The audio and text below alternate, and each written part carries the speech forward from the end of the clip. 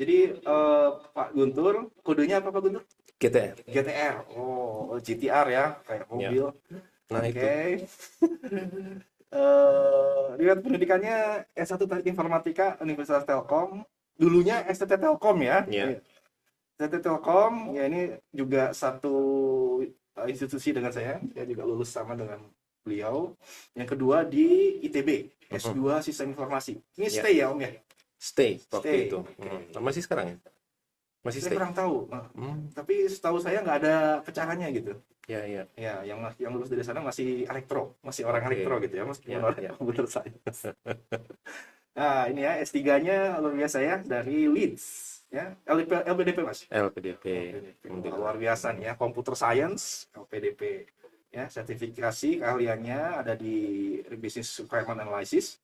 Ini kalau mau consulting tentang bisnis bisa nih ke Boleh, Om Guntur nih ya, boleh. yang mahasiswa teman-teman nanti yang ingin apa istilahnya mendapatkan hasil analisis tentang Anda punya ide bisnis apa, bisa nanti Mas Guntur. Luar Boleh. biasa. Kebetulan saya juga membina beberapa startup. Estafet Bukan, di luar. di luar. Oh, luar biasa. Gitu. Ya, paling apa lagi? Ini mah riwayat penelitian, pendampingan. Saya pengen malah tertariknya dengan disertasinya Om. Disertasinya tentang Disertasi. apa Om? Disertasi saya itu tentang saya menerapkan sebuah teknik baru namanya proses mining gitu ya. Di bidang data science ini relatif baru begitu. Dan di Indonesia sampai saat ini masih sedikit yang melakukan penelitian di bidang proses mining itu. Nah, kalau major saya di computer science, biasanya orang luar negeri itu nanya, what is your major gitu kan? Saya akan jawab computer science gitu.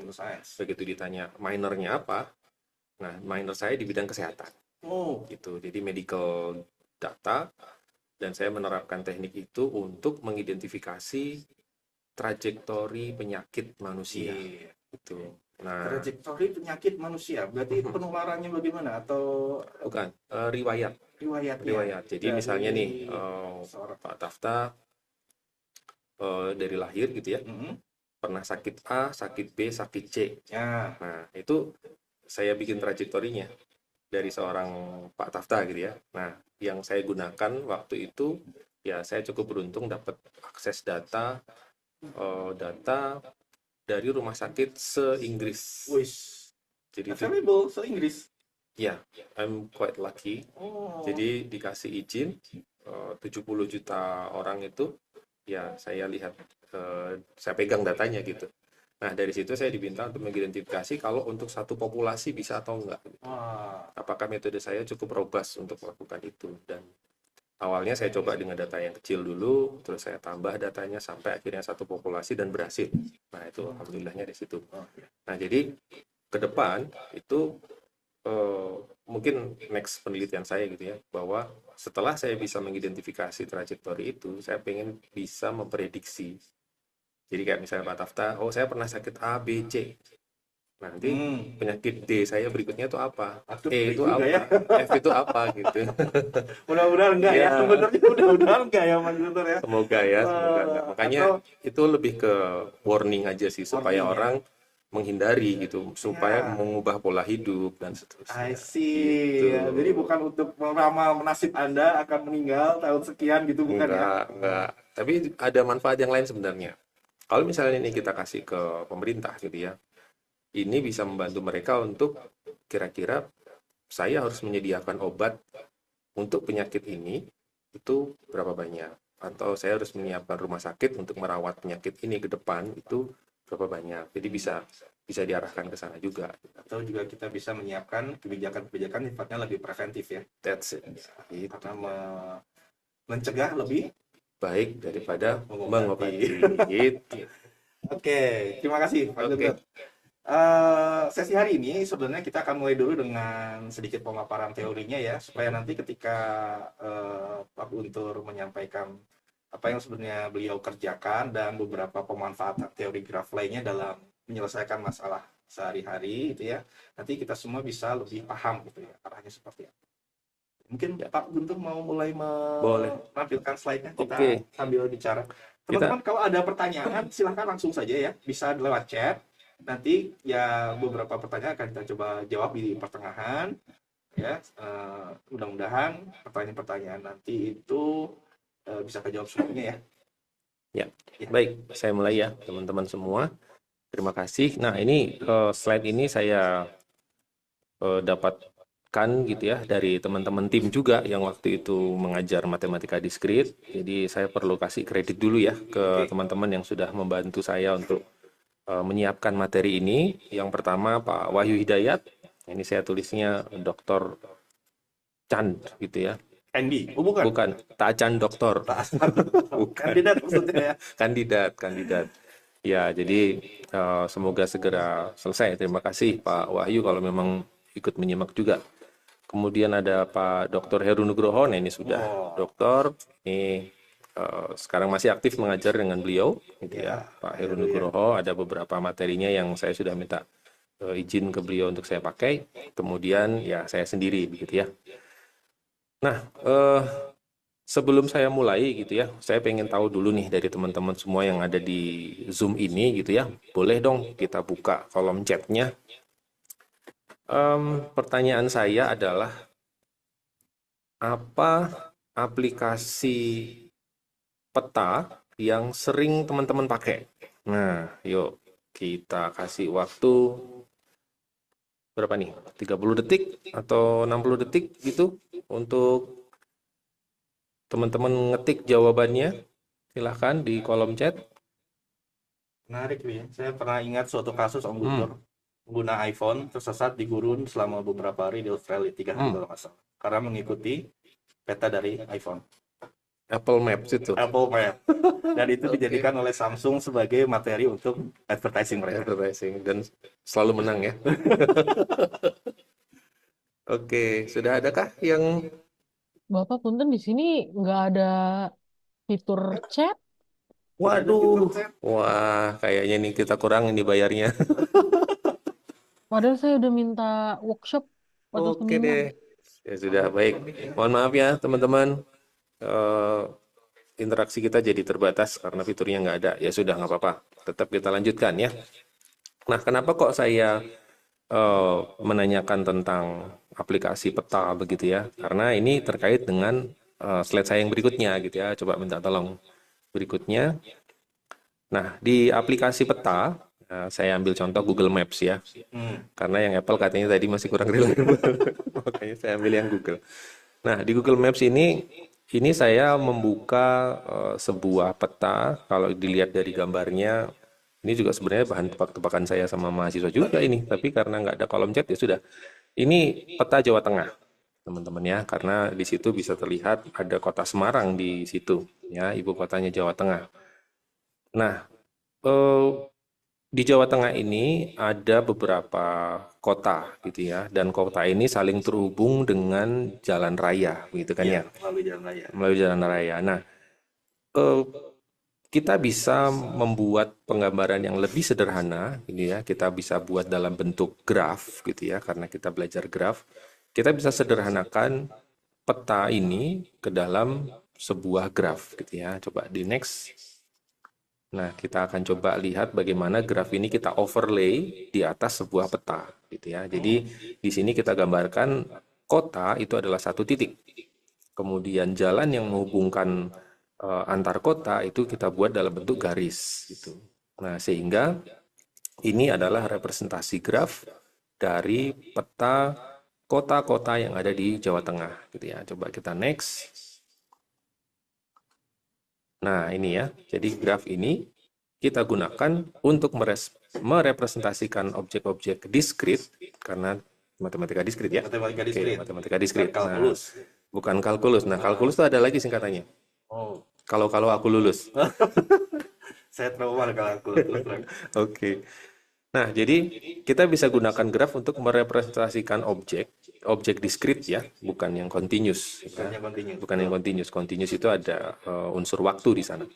Nah, di sini objek diskrit dan hubungan antara objek-objek tersebut. Nah, tadi di sini yang kita ambil adalah objek kota kota-kota ini bisa kita hubungkan dengan garis, ya, dan itu bisa kita buat dalam bentuk graf. Nah, ini contoh apa namanya graf yang kita gunakan untuk peta, gitu ya. Nah, berikutnya ini adalah studi kasus, ya. Nah, teman-teman kan sering pakai tadi ya aplikasi Maps gitu. Nah, di aplikasi Maps ini kita bisa mencari yang namanya rute optimal kalau saya bilang, ya. Belum tentu yang terpendek itu optimal, ya. Ini buktinya, kita lihat sama-sama, ya. Kalau kita lihat, saya mau pergi dari Brebes gitu ya menuju ke Purworejo gitu ya.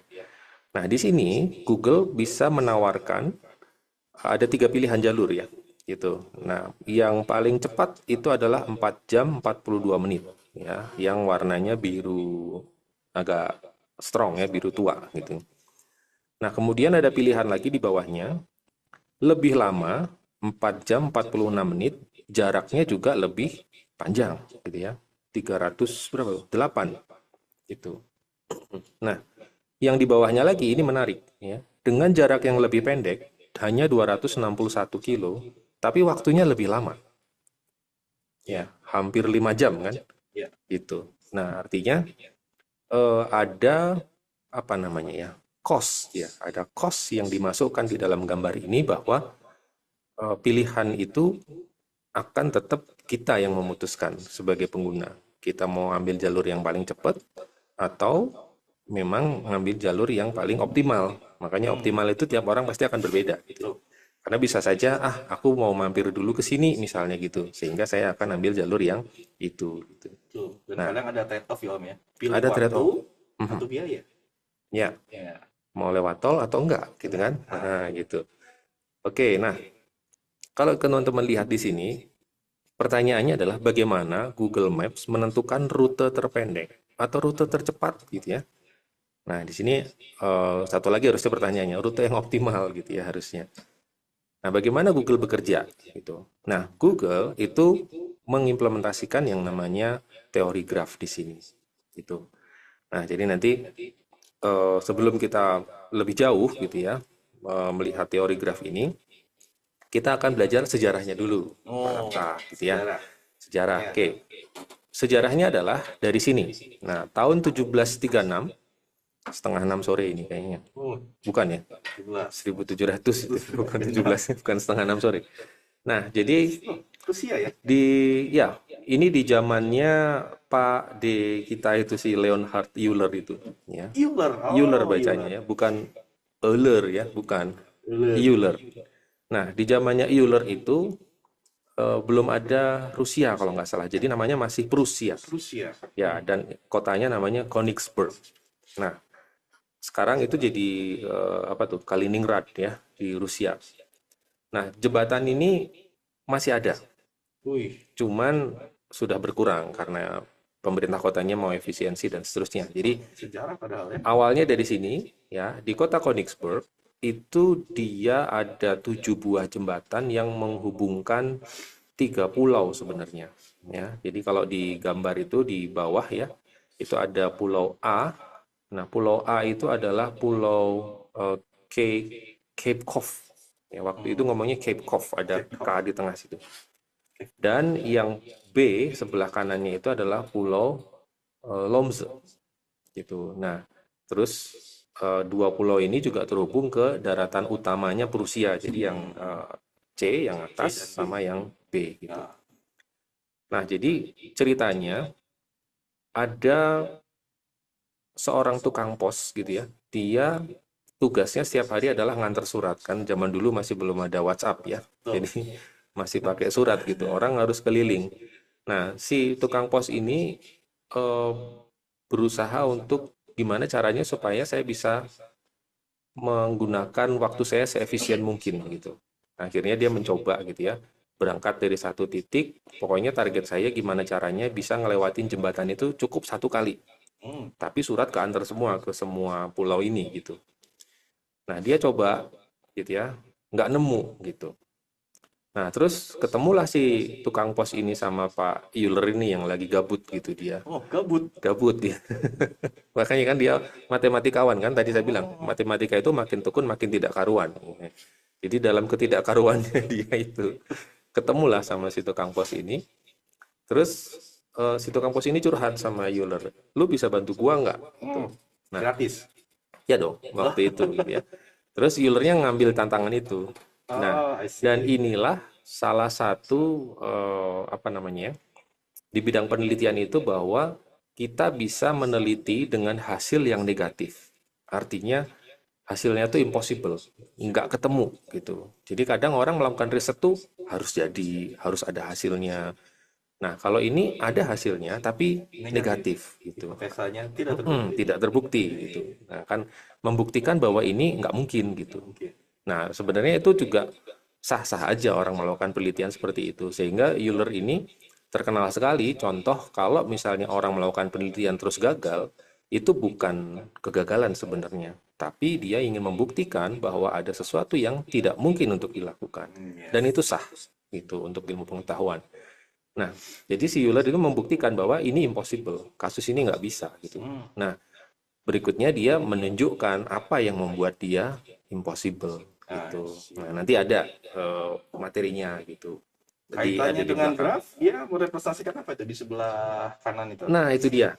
Nah, jadi Euler ini melakukan pendekatan dengan teori graf gitu. Nah, jadi dia mengandaikan pulau itu sebagai satu titik dan jembatan itu garisnya. Gitu. Nah, jadi kita lihat pulau A itu ada di tengah gitu ya. Kemudian pulau C itu ada di atas terhubung dengan dua jembatan.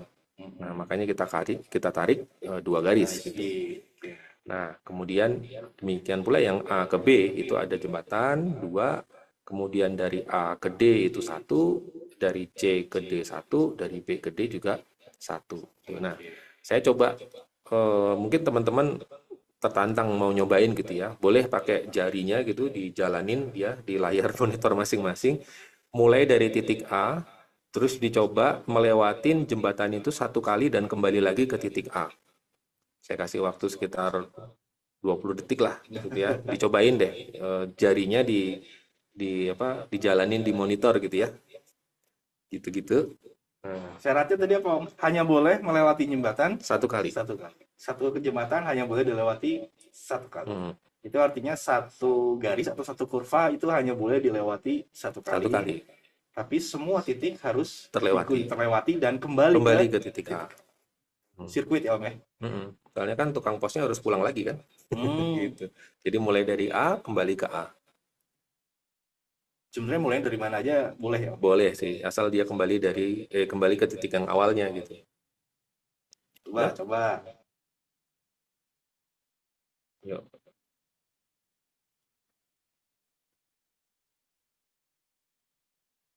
Wah, susah.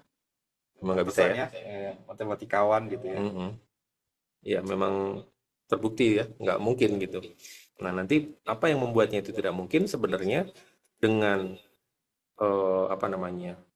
hukum-hukum ya atau postulat-postulat yang dikeluarkan oleh Euler ini, kita bisa mengenali lebih dulu bahwa ini nggak mungkin gitu. Nggak usah dicoba. Langsung tahu ini syaratnya begini, nggak mungkin gitu. Ini masih mending, Om ya, cuman berapa titik? 1, 2, 3 dengan 4 titik 7 garis. Ya. Kalau peta Jawa Tengah kayaknya lebih susah ya. Iya, bisa 2 bulan itu selesai. Oke. Nah, berikutnya kita akan belajar ya notasi graf ya. Nah, tadi saya sudah spill sedikit-sedikit. Jadi graf itu bisa dinotasikan seperti ini. Graf itu namanya itu menggunakan huruf kapital.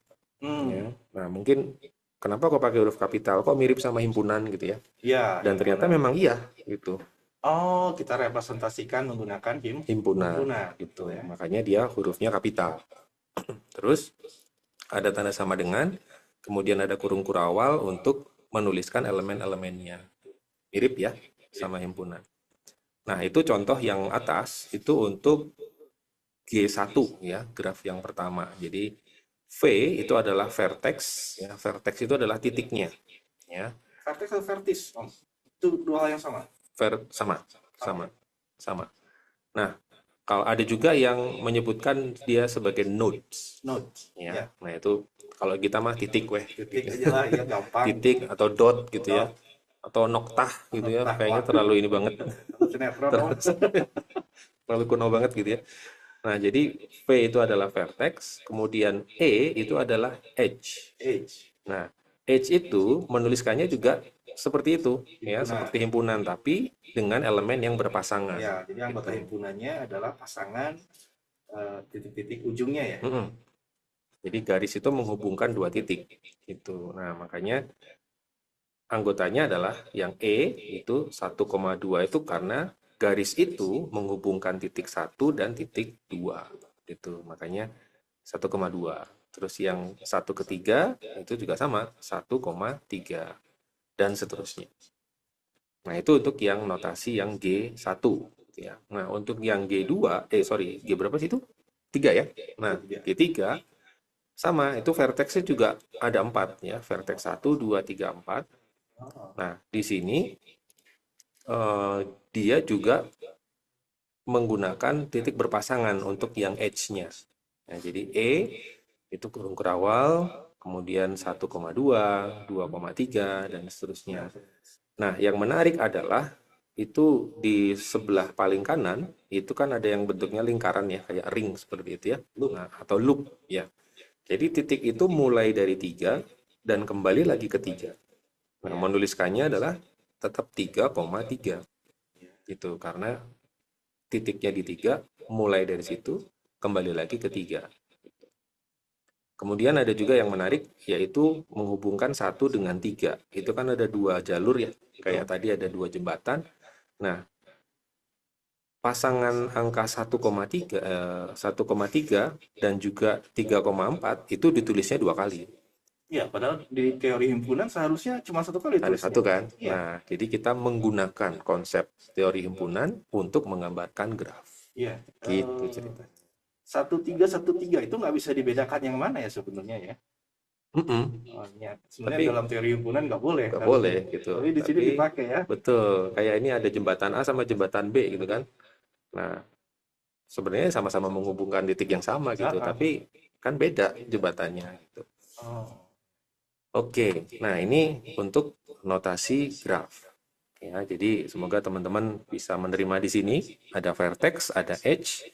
Edge itu juga tadi ada nama-nama lain juga gitu ya.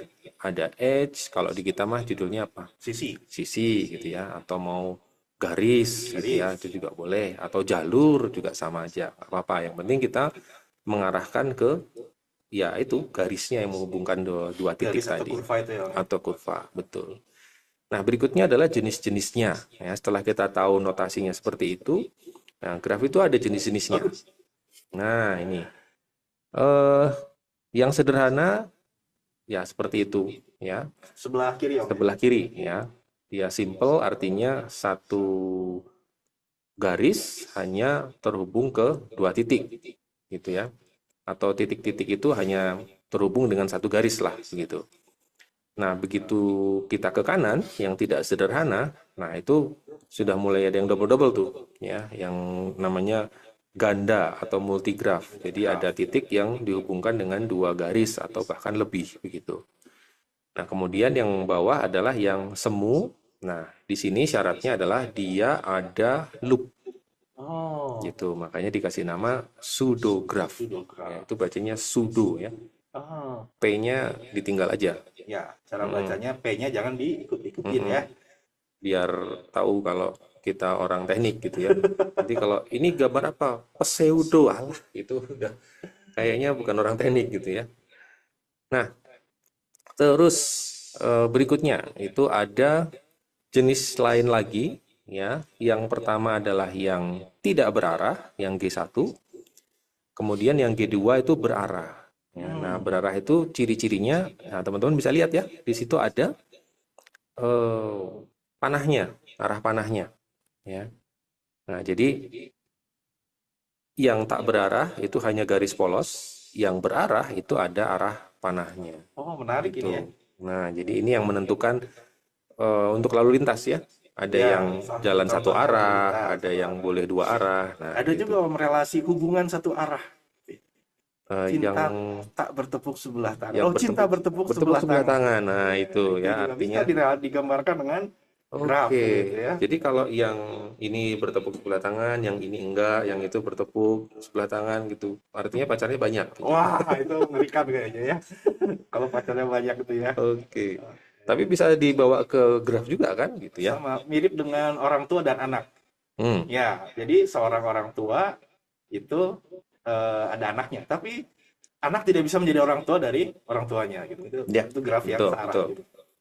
Graf yang searah itu karena Ya. turun temurun kan, bukan naik menaik ini. Nah, tidak ada tidak ada arah sebaliknya gitu ya. Sebaliknya, betul.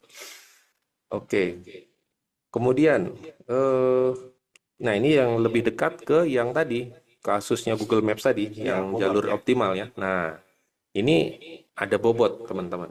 Nah, tadi kalau misalnya kita lihat ya, satu titik itu satu kota, kemudian garis itu adalah jalurnya.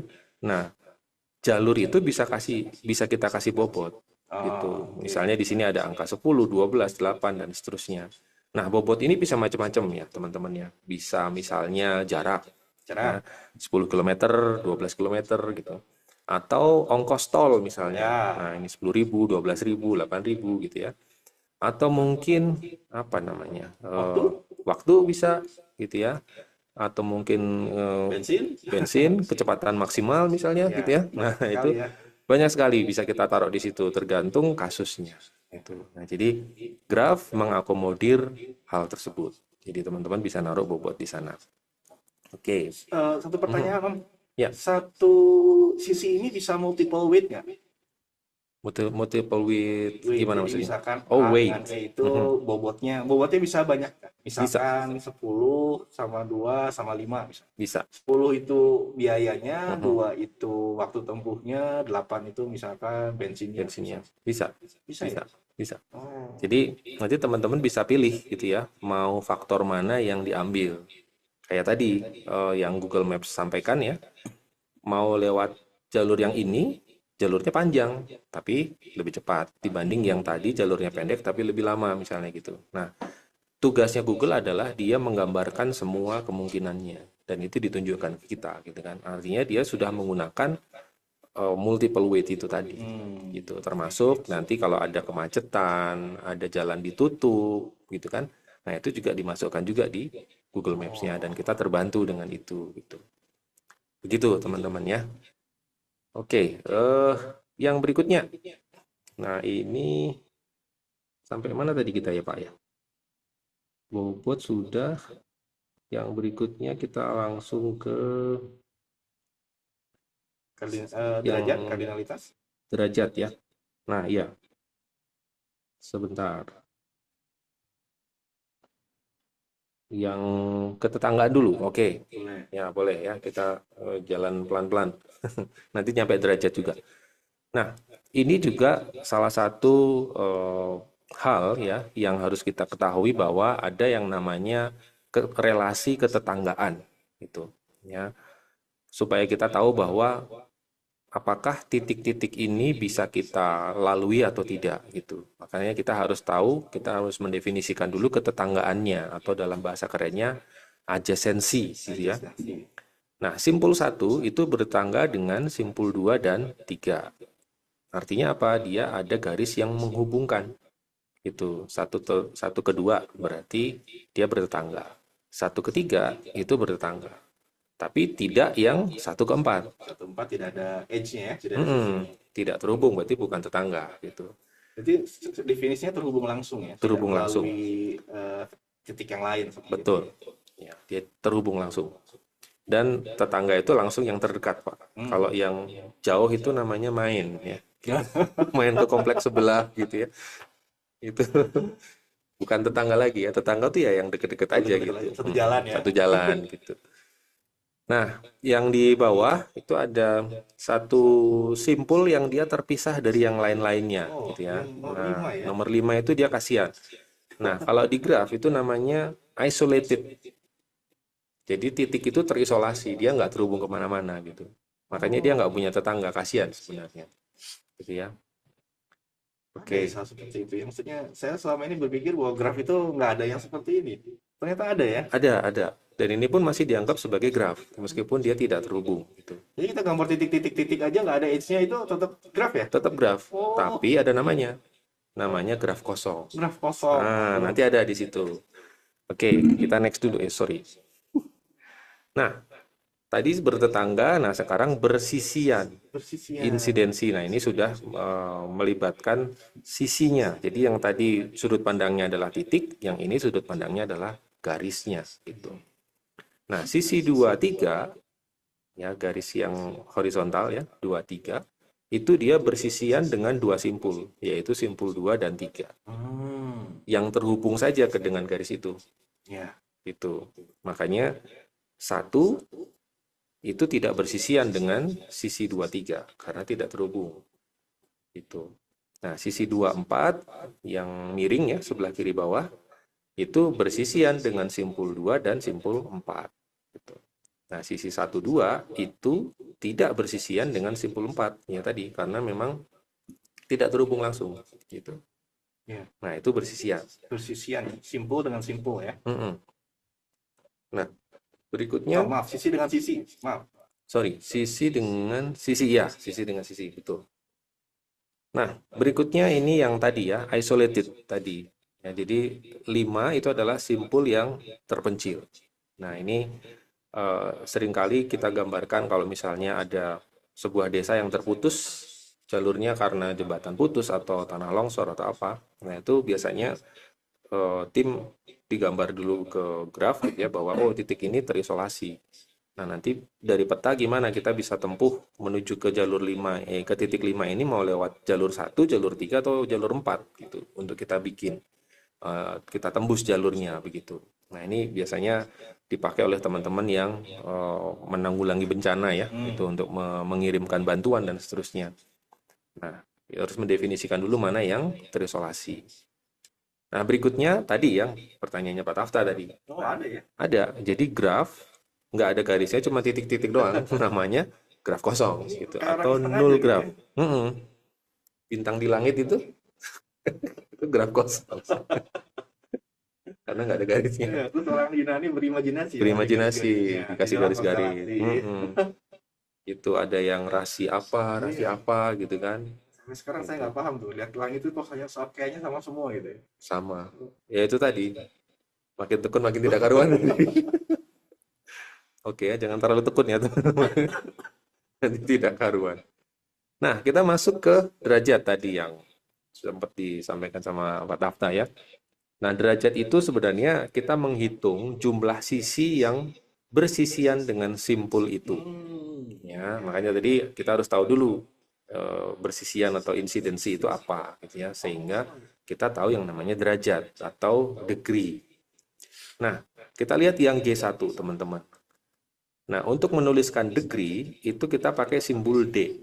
Ya, simbolnya D. Derajat, untung bahasa Indonesia sama bahasa Inggris sama huruf depannya ya, derajat sama degree gitu. Nah, angka 1 yang ada di dalam kurung itu adalah titiknya atau simpulnya atau vertexnya gitu ya. Sehingga kita bisa bilang bahwa D1 itu ternyata sama dengan D4 ya di graf G1 ya. Dan itu angkanya adalah 2. Ya, degree-nya 2. Karena kalau kita lihat di titik 1 itu ada 2 garis yang nempel di situ. Yaitu garis yang 1, 2 dan 1, 3. Itu. Nah, makanya itu adalah berderajat 2. Nah, kalau kita lihat yang D4 itu juga sama. Ya, yang nempel di titik 4 hanya ada 2 garis, yaitu garis 24 dan 34. Seperti itu. Nah, kalau kita lihat yang D2, titik 2, atau vertex 2, itu ada 3 garis yang nempel di situ. Maka kita sebut dia berderajat 3. Gitu. Nah, kadang seringkali saya masih sering menemui mahasiswa itu kesulitan menghitung derajat. Gitu ya. Saya kasih tips supaya mudah menghitungnya, kita pakai loop. Loop-nya adalah lingkaran ini, tangan jari kita sendiri. Nah, kita taruh aja tangan kita di titik yang mau kita amati. Gitu. Jadi filter. boleh difilter aja. Jadi diisolasi gitu ya. diisolasi. Nah, ada garis di situ yang nongol, hitung aja. Oh. Nah, ini bermanfaat untuk menghitung yang derajat yang kita lihat di G2, teman-teman. Ya. Di G2 itu, titik yang nomor 3 atau node nomor 3 atau vertex 3, itu kan ada loop di situ. Nah, kadang bingung itu. Pak, ini yang ada loop gimana ngitungnya gitu. Iya. Caranya ya sudah, diisolasi aja pakai loop, teman-teman. Ditoong gitu ya. Taruh aja di situ. Nah, pokoknya semua garis yang terhubung ke titik angka 3 itu, itulah derajatnya. Hitung satu loh berarti ya. Dihitung dua, Pak.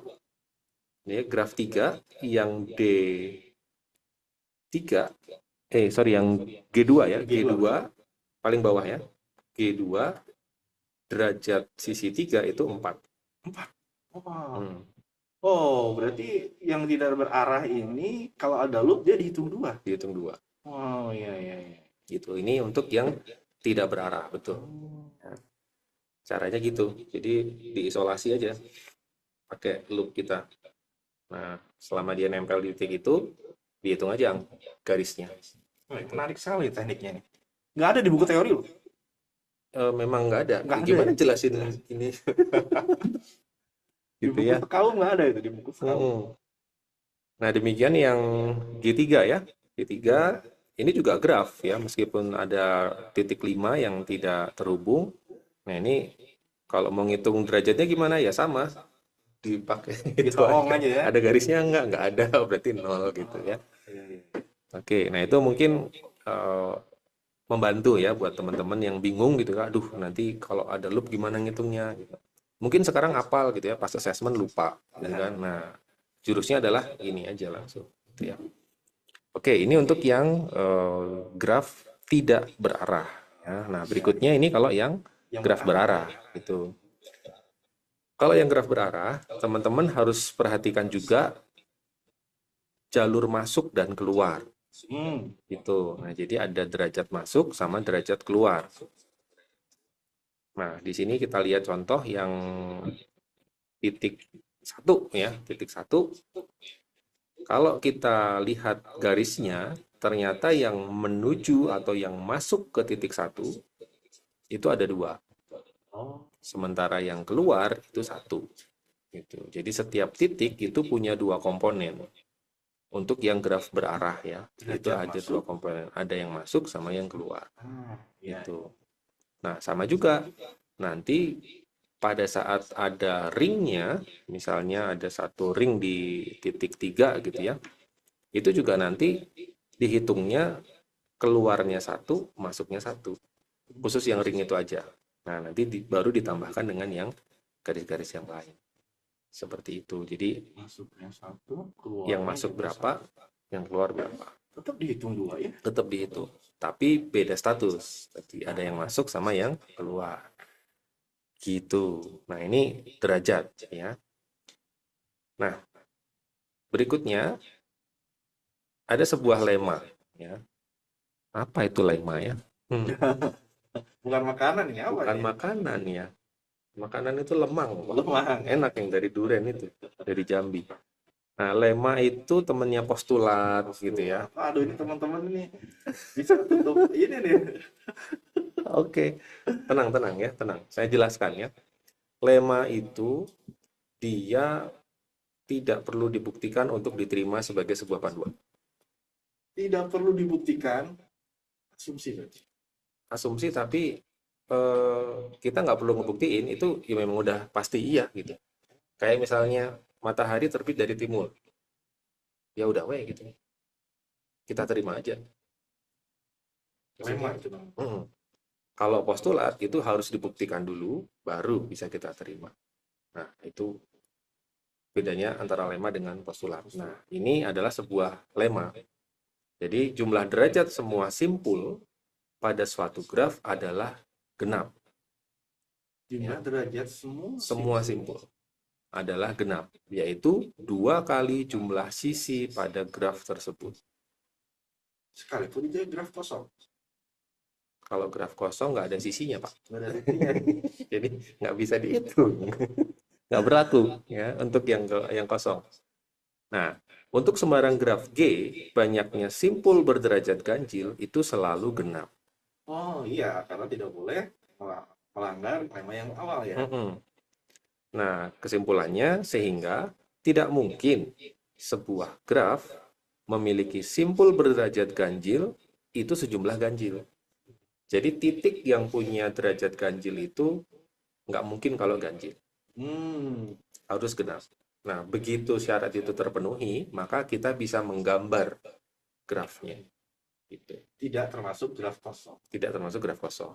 Itu Karena ganjilan ya. ya, graf kosong tidak punya derajat tadi. Dia sungguh tidak berderajat. Oke. Math joke. Oke ya. Jadi kalau syarat ini terpenuhi, artinya teman-teman bisa menggambar grafnya. Gitu. Kadang ini sering muncul di soal assessment. Ini saya yang nyepil soal assessment nggak apa-apa ya. Apa-apa, Jadi apa-apa. ada sebenarnya kayak soal cerita gitu ya. Sebuah kota A dia memiliki 3 jalan raya, kota B 2 jalan raya, kota C 3 jalan raya. Nah itu teman-teman hitung aja. Misalnya kota A, anggap 1 titik. Jalan raya itu adalah derajatnya gitu. Nah, dihitung. Kalau misalnya yang berderajat ganjilnya itu sejumlah ganjil, berarti tidak mungkin itu bisa digambar menjadi graf. Karena nanti ada jalan yang nggak kemana-mana. Nggak akan kemana-mana, gitu. Nggak terhubung kemana-mana, gitu. Jadi nggak mungkin bisa digambar. Tapi kalau yang derajat ganjilnya itu genap, itu bisa digambar. Meskipun ya agak lama lah ya, gitu ya. Oh ini gambarnya gimana, apalagi kalau titiknya banyak, gitu ya. Tapi yakinlah bahwa itu bisa digambar. Hanya butuh waktu, gitu. Nah itu tentang lemma jabat tangan ya. Jadi kita orang salaman kan juga gitu ya, dikasih nama jabat tangan karena ya gitu kita tangan kita satu gitu kan, hanya bisa salaman dengan satu orang yang lain gitu. Jumlah derajatnya kan ganjil. Iya. Bapak juga punya derajat satu kan, sama-sama ganjil kita. Gitu. Iya ya.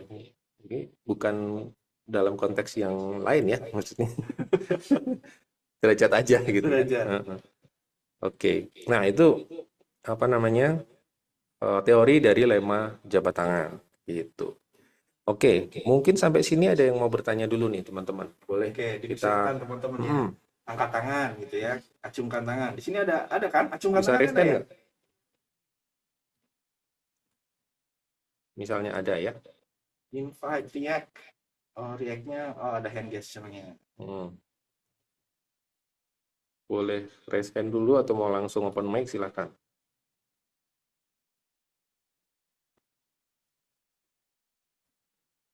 Jadi ini baru sampai teori dasar dulu ya teman-teman ya. Mungkin sebagian sudah disampaikan di ruang kelas.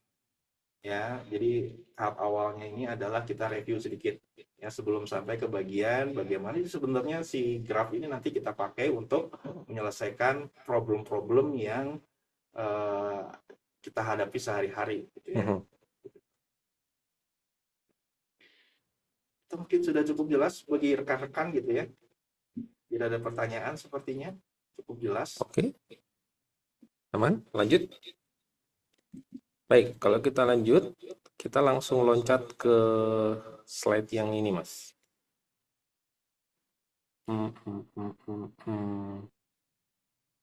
Yang representasi graf, Mas. Nah. 30 berapa? Terus 37.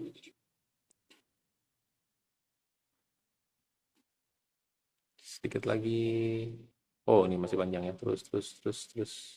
Satu lagi. Nah. Oke. Nah, ini ya. Jadi representasi graf itu bisa kita buat ya. Graf itu bisa kita buat dalam bentuk matriks gitu ya. Nah, kenapa kita pakai matriks? Karena matriks ini sebenarnya sebuah representasi yang mudah diterima oleh komputer. Gitu ya. Dan pemanfaatan matriks pun juga macam-macam gitu kan ya. Salah satunya di gambar digital gitu ya. Gambar digital kan itu sebenarnya matriks juga kan. Satu pixel kan satu angka gitu. Nah, row dan column ya. Row dan column, betul. Sama, graf pun juga bisa kita representasikan dalam bentuk matriks. Nah, jadi contoh untuk yang graf yang sebelah kiri itu ada 4 buah vertex atau 4 buah node ya 4 buah titik. 4 buah titik. Nah, itu kita buat dalam bentuk baris dan kolom. Jadi 4 titik artinya ada 4 baris dan 4 kolom. Kemudian untuk titik yang terhubung itu kita kasih angka 1. Nah, teman-teman silakan lihat ya. Cara bacanya adalah barisnya dulu baru kolomnya. Barisnya dulu baru kolomnya. Makanya di situ titik 1 barisnya dulu ya. Terhubung ke 2. Jadi cari angka 2 sebagai kolom. Oke. Gitu. Nah, kalau sudah ketemu 1 ke 2 berarti dikasih angka 1. Oke, berarti kalau ada sebuah titik dalam graf terhubung dengan titik yang lainnya, maka kita lihat titik yang pertama itu sebagai baris, titik yang keduanya sebagai kolom, lalu diberi tanda 1. Kalau dia terhubung, kasih angka 1. Nah, makanya biasanya di sini kita isi dulu yang 1. Nah, setelah semua terisi, baru sisanya yang kosong-kosong, ya kita kasih angka 0. Ya. Gitu. Nah, jadi cara bacanya adalah baris dulu, baru kolom. Ini di sini semua yang terhubung ke dirinya sendiri 0. Berarti nggak ada yang loop ya?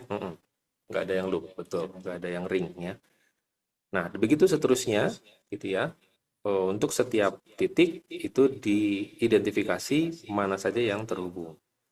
Nah, kemudian yang graf yang kedua, yang di sebelah kanan, nah ini yang kita lihat contohnya adalah yang terisolasi tadi, yang titik 5. Nah, di titik 5 itu ada di baris paling bawah ya.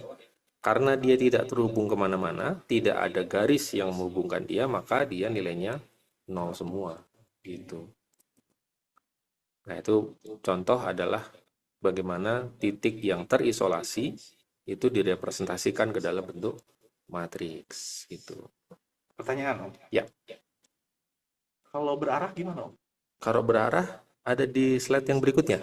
Berikutnya. Maaf, saya Next. terlalu ini. Slide berikutnya. Nah, ini ya, ini yang ketetanggaan. Ya. Jadi di sini sudah ada arahnya. Nah, kalau arahnya sama, baris dulu baru kolom. Jadi baris itu adalah tujuan, arah asalnya. Kolom itu adalah tujuannya. Gitu. Nah, jadi contoh ya, kita lihat yang 3 ke 1 deh. Ya. Yang graf yang paling kiri, kita lihat titik yang nomor 3. Ya. Node nomor 3, itu arahnya dari 3 ke 1. Makanya itu kita mulai dulu dari baris 3, kemudian kolom 1. Dikasih angka 1. Dan tidak sebaliknya ya, Om ya? Dan tidak sebaliknya karena hanya satu arah. Kita lihat di situ. Kita lihat di situ. 1, 3 dia 0. Tidak terhubung. Tidak terhubung gitu. Ya, nah, kemudian untuk yang 1 2 dan 2 1 itu kan dia bolak-balik ya. Betul. Nah, itu 1 semua berarti. Jadi baris 1 kolom 2 itu 1 dan baris 2 kolom 1 itu 1 juga. Gitu. Nah, itu untuk yang berarah dan tidak ada ring, ya, tidak ada loop.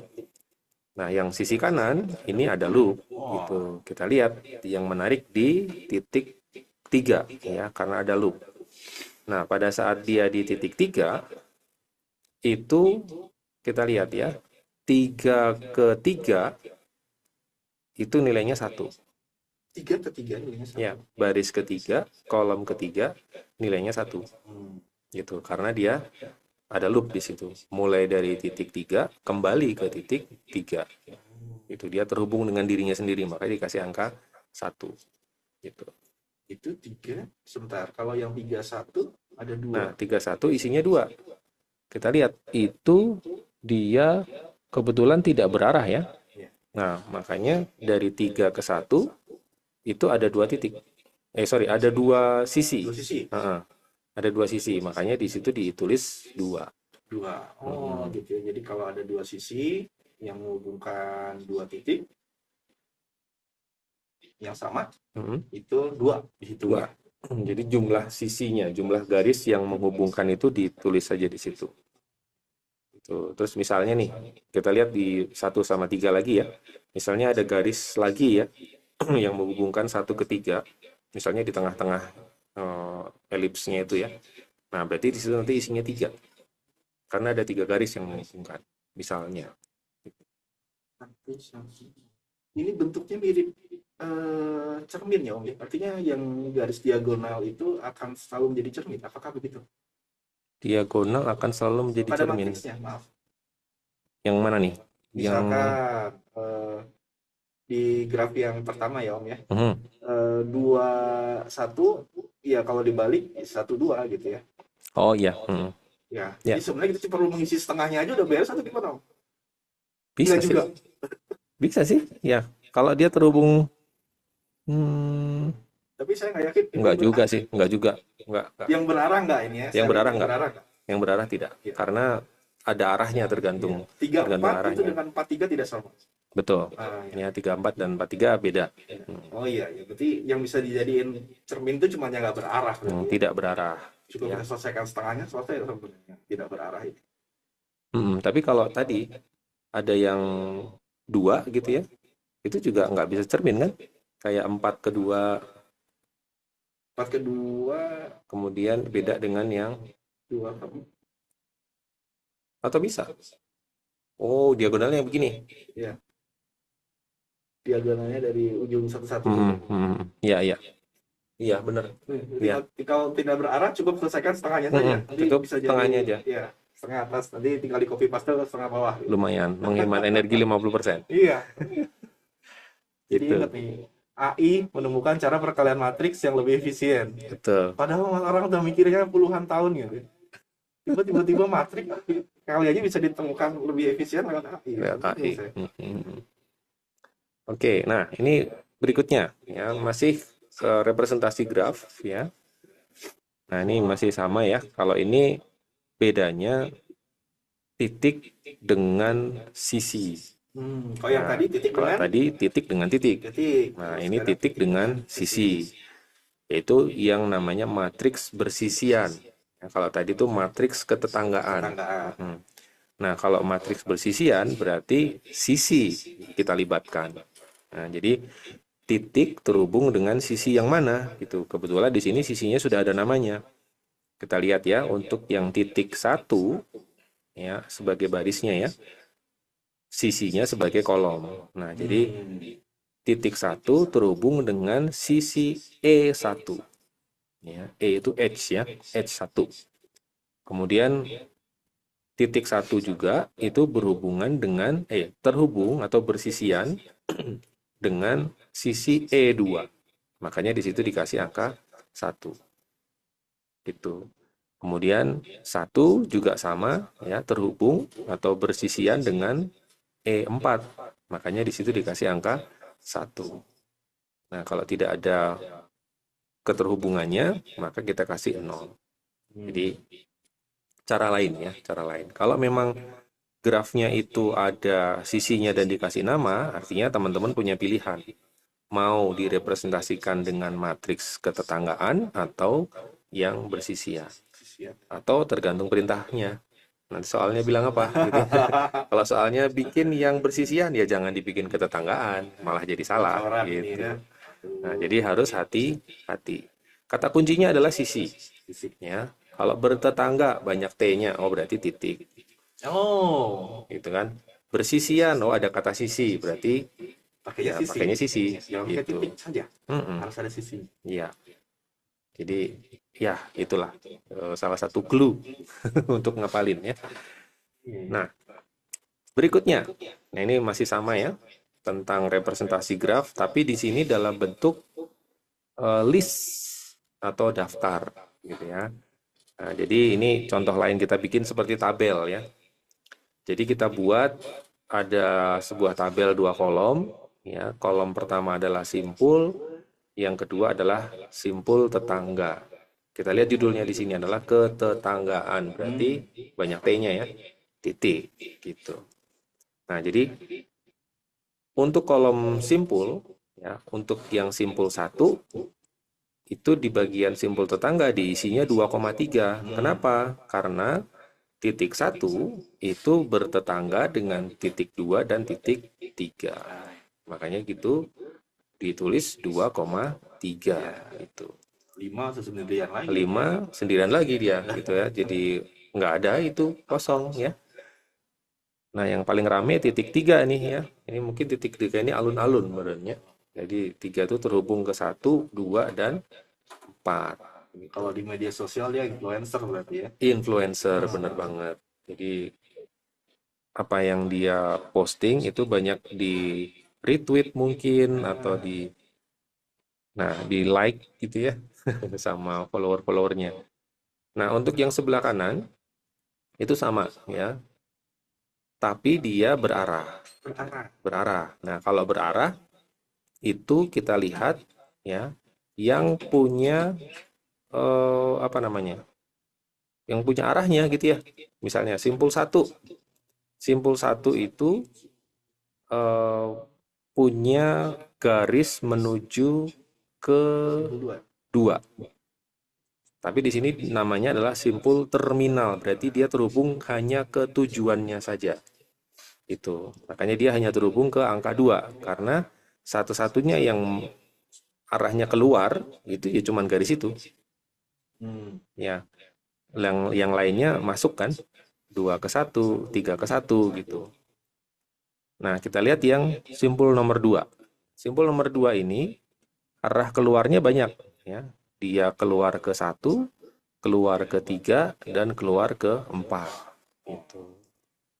Nah, jadi kalau yang berarah itu nama kolomnya berubah ya, yaitu menjadi simpul terminal. Jadi terminal itu terminasi ya, berakhirnya. Nah, berakhirnya di mana gitu. Oke. Nah, itu representasi graf ya. Terus satu lagi sebelum saya jelasin ke contoh-contoh kasus ya, yaitu graf isomorfik. Nah, ini yang kebetulan saya pakai ya. Saya pakai di penelitian saya. Jadi yang namanya graf itu kan bentuknya bisa macam-macam. Ya, Oke. Tapi sebenarnya macam-macamnya graf, cara gambarnya. cara gambarnya gitu ya. Bentuknya seaneh mungkin, tapi selama dia punya karakteristik yang sama, itu kita bisa sebut graf itu isomorf. Isomorf ya. Jadi dia punya ciri-ciri yang sama. Nah, di sini contohnya kita lihat untuk yang gambar warna hijau ya, yang saya kasih kotak warna hijau. Itu kan gambarnya beda ya. Yang kiri bentuknya kayak ada segitiganya, sementara yang kanan ada persegi gitu kan ya.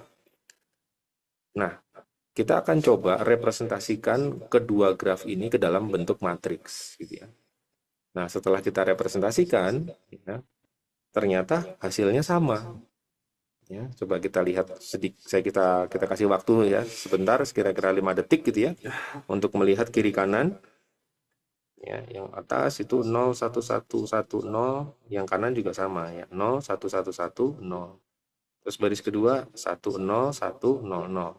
Yang baris kanan juga sama 10100. Nah, setelah kita lihat semua ternyata sama gitu ya. Artinya dia punya karakteristik yang sama. Maka kita bisa bilang bahwa graf tersebut isomorf atau isomorfik, isomorfis gitu ya. Nah, ini ada aturannya ya, ada 3. Yang pertama, jumlah simpul yang sama. Ya, namanya boleh beda gitu ya. Kemudian jumlah sisi yang sama.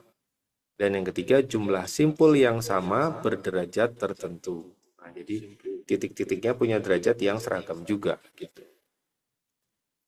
Nah, ini yang lain ya, yang saya kasih kotak kuning dan biru itu contoh ya, contoh lain bagaimana mereka juga masih isomorf kok gitu.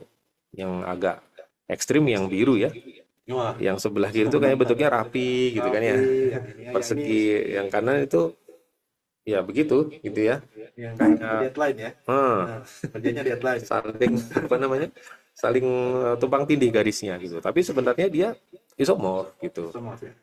Yang sebelah kanan kiri itu planar ya berarti ya?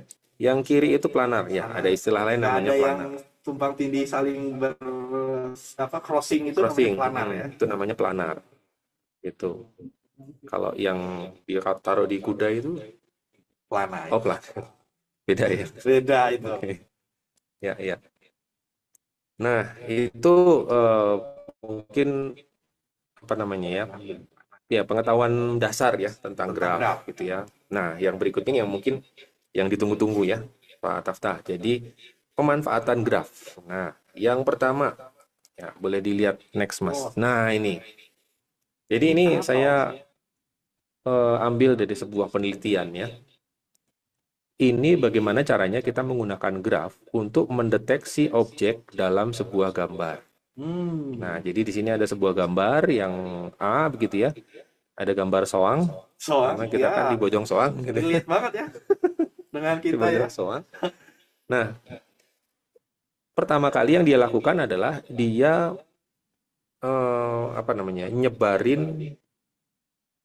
edge detector. Jadi dia menjalankan algoritma yang namanya edge detector. Jadi Mm-mm. semua titik-titik atau piksel-piksel yang dia anggap sebagai eh, pinggiran suatu objek Betul. itu dikasih warna yang berbeda. Edge ya, berarti Edge, pinggiran ya, jadi sisi. pinggirannya, sisi. Makanya kalau kita lihat fokus ke gambar soang yang putih sebelah kiri, ya. Nah, di bagian apa nih, punggungnya ya, sayapnya itu kan dia ada garis halus warna biru muda, ya, warna ya biru muda atau sian, Sian bisa. sian. Nah itu. Kemudian di leher yang atas yang melengkung ke bawah itu dikasih warna oranye ya. Itu orange ya? Mm-mm, Oh. warna oranye. Nah, kemudian yang leher bagian bawahnya sampai ke badan yang nempel ke air, nah itu dikasih warna hijau. Nah, itu dari edge detector dulu. Jadi selama dia melihat titik itu adalah memiliki apa namanya perbedaan warna ya, dan dia ada di pinggirannya itu dikasih garis yang berbeda. Nah, itu masih tahap pertama. Akhirnya dia akan eh, mendeteksi semua pinggiran-pinggiran di gambar itu, kemudian dia kasih warna yang berbeda. Gitu. Ini titiknya ada yang hilang kenapa, Om? Yang mana? Karena tidak signifikan atau bagaimana itu? Beberapa kita lihat di Dari B setelah ke C. setelah pre-processing itu Hmm, ada lebih sederhana ya gambarnya. lebih sederhana. Nah, di sini dia kalau dia apa namanya garisnya dianggap terlalu pendek, artinya dia nggak bisa jadi objek. Itu Ah, makanya sama dia dihilangkan, dihapus gitu, dianggap sebagai kayaknya nggak mungkin objek deh gitu. Nah, tapi ini pun bisa diatur angkanya. Kita mau kasih toleransi di berapa panjangnya. Itu misalnya, oke deh, kayaknya saya mau mendeteksi objek yang kayaknya objeknya akan kecil nih kalau digambar. Ya sudah, kita kasih angka toleransi yang kecil hmm. supaya misalnya yang ukurannya berapa C 5 kali 5 piksel pun tetap terdeteksi misalnya gitu. Itu bisa gitu. Wow, Nah, kalau untuk kasus ini kita kan mau mendeteksi objek yang besar ya? sekiranya besar gitu ya. Nah, makanya kita kasih angka yang agak besar. Oh, iya iya iya. Nah, sehingga yang titiknya terlalu apa yang garisnya terlalu pendek akhirnya dibuang sama dia gitu. Nah, terus dari situ kita cek keterhubungannya. Hah? Nah, jadi garis-garis itu yang sekiranya jaraknya berdekatan itu kita Ah, hubungkan.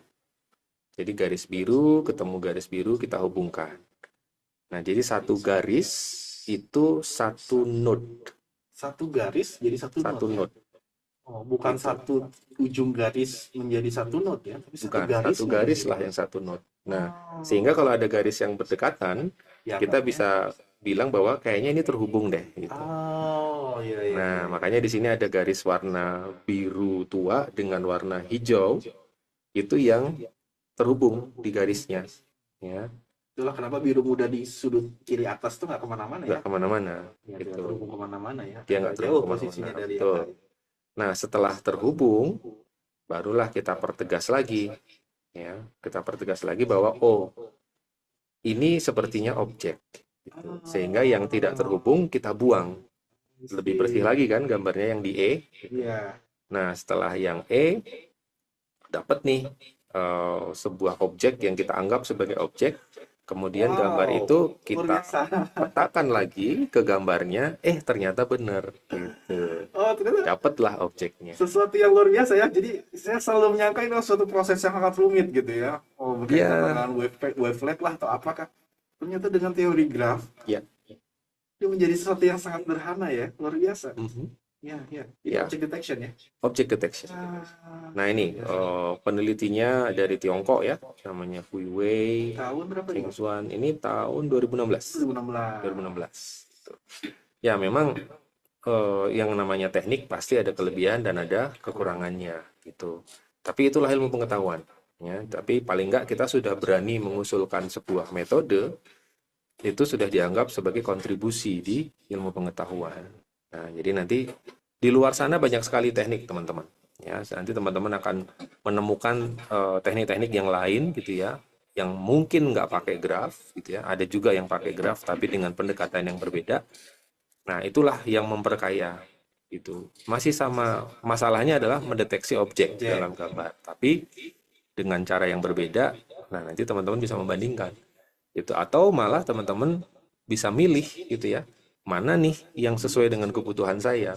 Kalau saya butuhnya mendeteksi objek yang gede-gede, kayaknya ini cocok. Tapi untuk yang objek yang kecil-kecil, kayaknya harus dengan teknik yang lain gitu. Tapi di sini kita bisa lihat bahwa yaitu yang di bagian D itulah titik krusialnya ya, untuk memastikan bahwa oh, garis ini nih terhubung kok gitu, karena jaraknya berdekatan, artinya dia nantinya akan membentuk sebuah objek kayaknya. Makanya perlu ada langkah terakhir, yaitu hipotesis verification. Nah, kita kembalikan lagi garis-garis itu ke gambar aslinya. Benar nggak ini kita garisnya itu melingkupi sebuah objek, dan ternyata benar. Makanya dapatlah itu objek soang yang sebelah kiri. Soang ya, luar biasa. Gitu. Nah, itu contoh yang pertama. Ya, tapi yang sebentar, kalau di gambar ini dia soang yang sebelah kanan tidak terdeteksi ya? Tidak terdeteksi. Nah, kenapa? Karena dia ini ada kegagalan untuk di keterhubungannya ya. Keterhubungannya dia fail. Yang kanan itu, yang terhubung ke dia itu terlalu apa nih? Kayaknya terlalu banyak malahan. Kalau terlalu banyak dia ragu-ragu apakah dia objek atau bukan gitu. Ketika objeknya semakin kompleks ya, Dia ragu-ragu. ragu-ragu ya. Nah, ini salah satu kelemahannya ya, gitu. Salah satu kelemahannya. Harusnya sih kalau misalnya kita atur lagi toleransinya, mungkin masih bisa ketangkep itu si objeknya. Termasuk yang bebek yang kecil itu ya. Iya, anak soang itu ya. Anak soangnya juga nggak kedetek kan gitu. Nah, ini apa namanya? Itulah ilmu pengetahuan ya. Itu ada yang kelebihannya, ada kekurangannya. Nah, dikembalikan lagi ke kita. Gitu. Pakai yang mana? Sesuai kebutuhan. Ya. Oke, nah kemudian ada contoh lain lagi. Ini juga sama. Yang berikutnya sama-sama mendeteksi objek. Ya. Tapi ini tekniknya beda lagi. Tapi masih tetap menggunakan graf. Nah, kalau kali ini graf yang berbobot, Pak Tafta. Nah, pertama sama, dia menggunakan istilahnya segmentation ya. Bahkan dikasih kata over, ya, over segmentation, artinya semua yang dia anggap garis atau pinggiran dari sebuah objek itu dibikin garis sama dia, disegmentasi gitu ya. Jadi ada segmen warna hijau, segmen warna biru muda, segmen warna ungu, segmen warna biru gitu. Nah, dari segmen-segmen ini kemudian dia gambarkan grafnya. Namanya region graph. Artinya yang masih dalam satu area, dalam satu region, itu dia kasih garis, dia hubungkan. Ya, contoh di sini yang paling kelihatan ya, kalau misalnya teman-teman mau ngezoom, di zoom sendiri, di cangkir tengah itu kan ada gambar apa itu, gambar boneka atau gambar monster ya itu ya. Dan itu sama komputernya dikasih segmen warna orange. Ya kan? Orange atau kuning. Nah, segmen warna orange ini berdekatan dengan segmen yang warna biru muda. Yang ada apa namanya? Ada frame yang melingkupi dirinya gitu ya.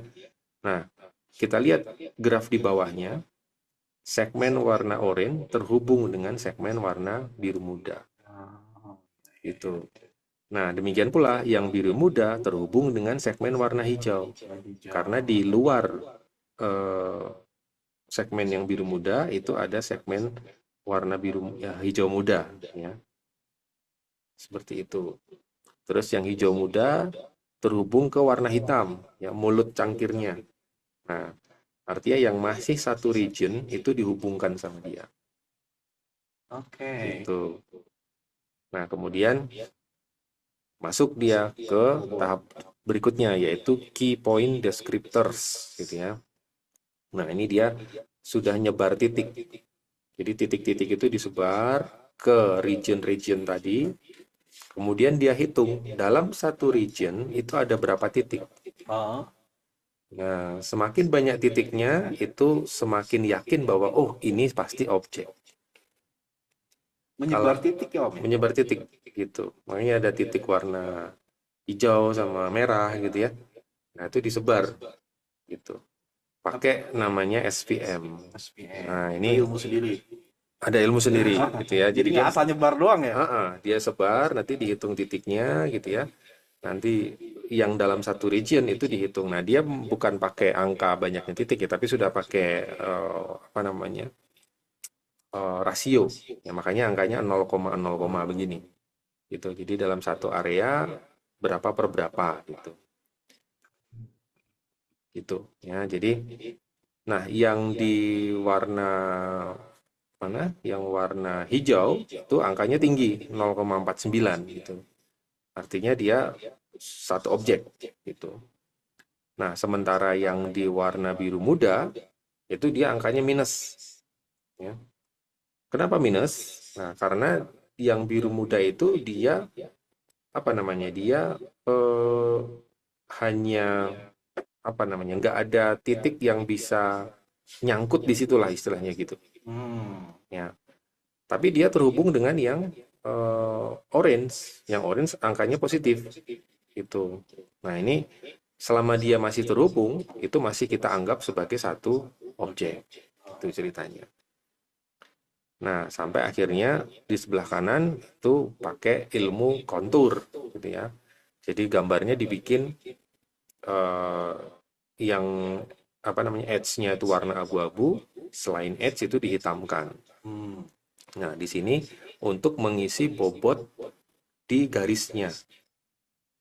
Mengisi bobot di Garisnya. Nah, ini ada price collecting apa ini Steiner tree ya. Nah, ini udah metode yang lain lagi gitu ya.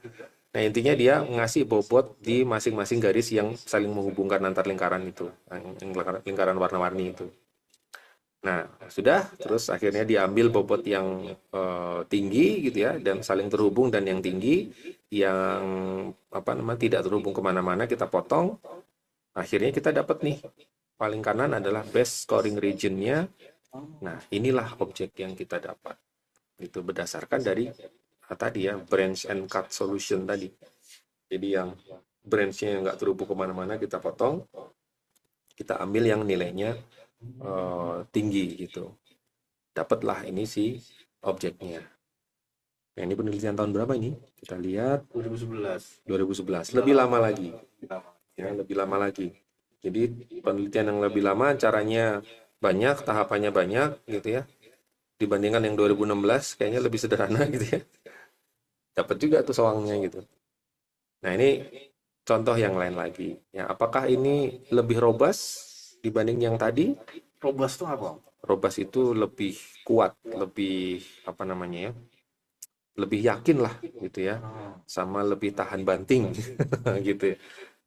Tahan banting ya.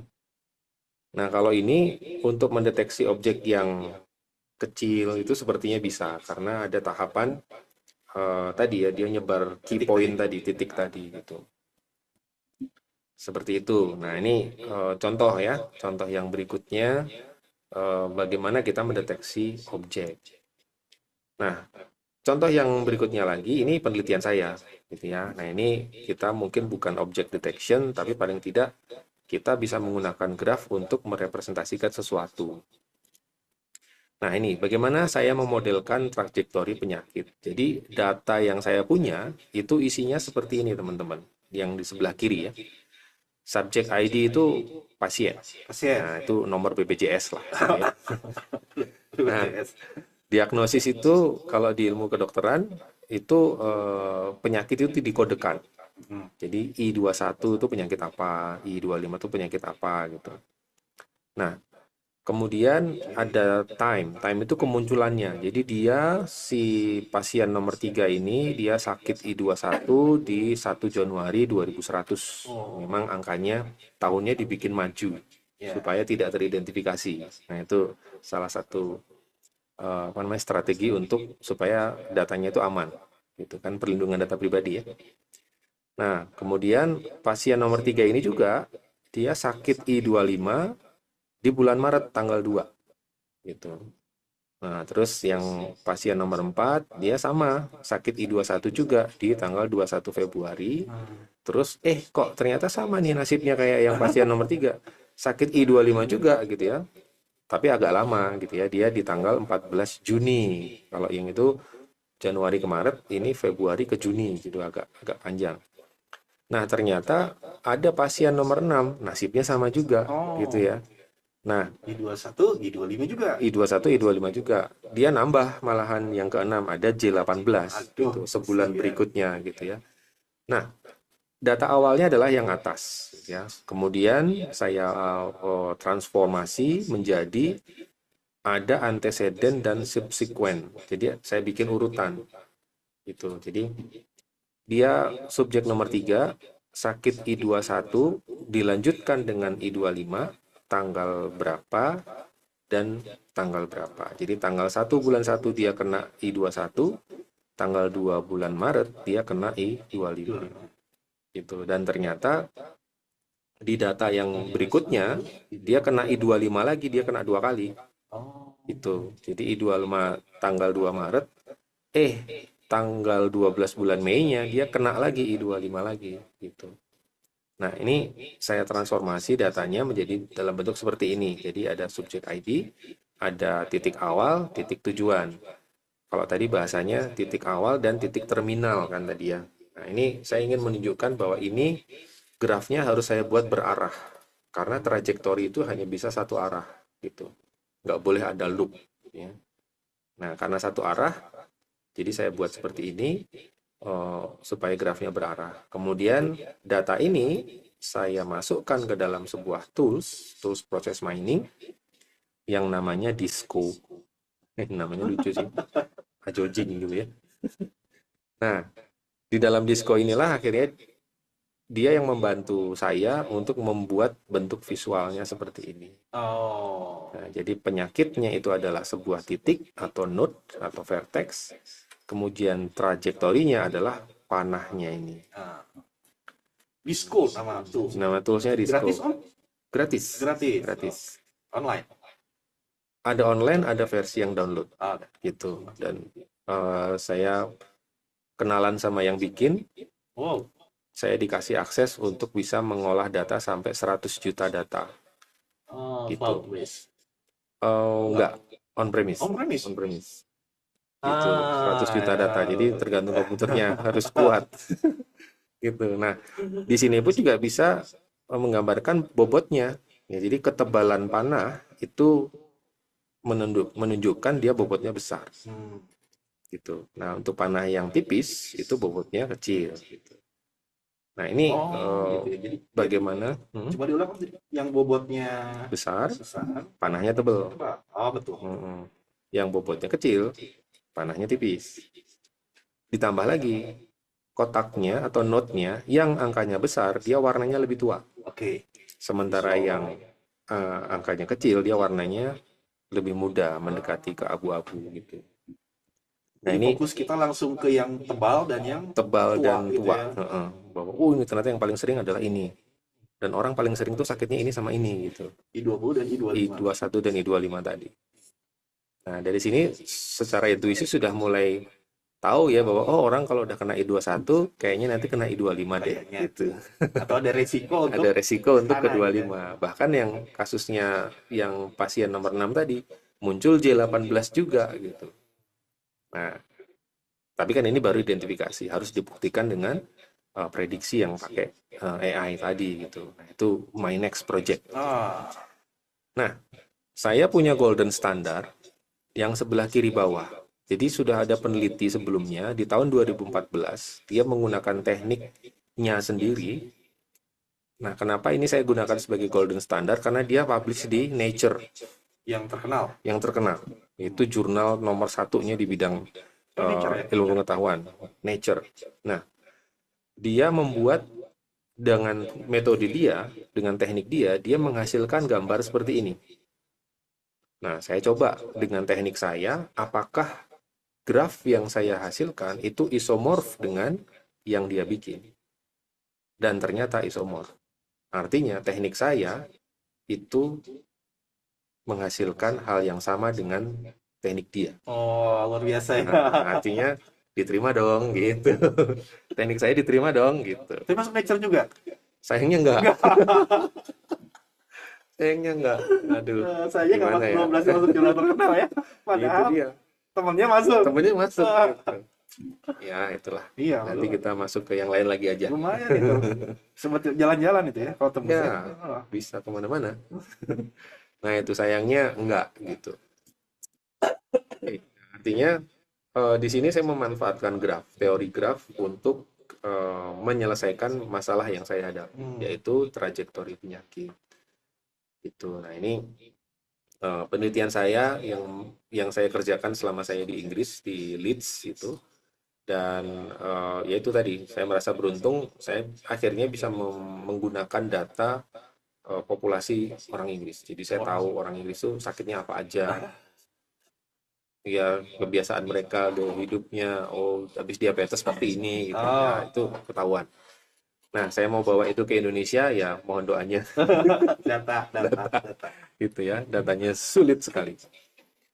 Nah, contoh yang berikutnya nih. Nah, ini ada kaitannya dengan robotik, teman-teman. Ya, yang namanya bagaimana kita memahami sebuah scene. Kalau di multimedia kan satu scene kan satu Iya. adegan gitu ya. Nah, ini dibutuhkan di bidang robotik, teman-teman. Jadi, anggap saja ada sebuah robot gitu ya. Dia berada di sebuah ruangan. Nah, dia mencoba mengenali ruangan ini tuh ada objek apa aja. Iya. Dan kaitan antar objeknya itu seperti apa. Nah, jadi, ini ada sebuah gambar ya. Yang paling kiri atas itu ada sebuah ruang tamu atau ruang keluarga ya. Ada sofa, ada bantal, ada dinding, ada lukisan, ada buku di dalam rak, ada lantai gitu ya. Nah, menggunakan teknik object detection kita bisa tahu bahwa oke, di ruangan itu ada sekian banyak objek. Gitu. Tapi kan ini hanya berhenti di objeknya apa saja. Nah, di sini untuk memahami sebuah scene itu kita harus tahu relasinya. Relasinya itu maksudnya begini. Sofa itu ada di atas lantai. Oke. Dinding Sebelah kanan, dinding itu di belakang sofa. Lukisan itu tergantung di dinding gitu. Termasuk ini misalnya ya. Ada koran, terus di atasnya ada cup gitu. Nah, robot untuk kita perintah untuk mengambil cup, dia harus tahu bahwa cup itu di atasnya koran. Gitu. Sehingga kalau saya diperintahkan untuk mengambil koran, maka saya harus ngambil cupnya dulu, baru korannya diambil. Nah, kalau robot bisa memahami itu, nah perintah yang dilakukan akan benar gitu. Nah, scene understanding itu untuk itu keperluannya. Gitu. Makanya kalau yang robot yang sekarang yang punyanya Boston Dynamics itu ya. Nah, itu dia bisa ngambil apa, ini dipinggirin dulu baru ngambil yang itu gitu. Nah, itu karena dia scene understanding-nya sudah jalan dan sangat bagus gitu. Nah, ini masih menggunakan graf, teman-teman, ya. Grafnya ditaruh di mana? Ditaruh di sini yang paling kanan. Nah, kita menggunakan graf untuk membangun relasi antar objeknya tadi. Bahwa ada sebuah living room itu ada floor-nya, ada wall-nya. Dan floor itu terhubung dengan wall. Floor juga terhubung dengan sofa, jadi semakin ke bawah itu artinya ada objek yang tertumpu di atasnya. Gitu. Jadi di atas floor itu ada sofa. Dan di atas sofa, kita ke bawah lagi ya, di atasnya sofa ada bantal warna biru. Biru. Gitu. Demikian pula, kita kembali ke floor. Di atas floor itu ada rak buku warna coklat. Hmm. Dan di dalam atau di atasnya apa namanya rak buku, di dalamnya itu ada bukunya. Gitu. Dan si rak buku ini bisa terhubung ke sofa dan ada tulisan behind Di belakang. di belakangnya. Jadi di belakang sofa itu ada rak buku. Ah, Nah, inilah fungsi graf itu di situ. Sehingga kembalikan lagi ke dunia nyata, si robot itu tahu gitu ya bahwa di atasnya sofa. Kemudian dinding itu terhubung dengan lantai. Kemudian ada lukisan yang tergantung di dinding dan seterusnya. Nah, ini yang dipakai untuk robot memahami sebuah ruangan. Gitu. Sebelum nanti dia bisa kita kasih perintah suruh ngapain, ngambil itu dan seterusnya. Nah, ini contoh ya, contoh bagaimana kita bisa menggunakan graf untuk memahami sebuah scene. Gitu. luar biasa ini ya. Mirip dengan penelitiannya Pak Ismail kalau nggak salah. Pak Ismail. Ismail juga tentang robot, dia tapi kalau nggak salah arahnya ke menjelaskan situasi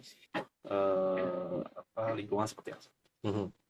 Jadi robotnya bisa berjalan, oh di sini ada ini, di sini ada ini, di sini ada ini, di sini ada ini. Kapan dia harus menghindar dan seperti itu mungkin ya. Keperluannya macam-macam sih. Banyak Oke. sekali. Ya. Nah, itu ya, bagaimana graf bisa membantu kita untuk memahami sebuah scene. Ya. Nah, satu contoh terakhir ya, sebelum mungkin ada teman-teman ada yang mau bertanya ya. Satu contoh terakhir. Nah, ini social network analysis namanya atau Waduh. SNA.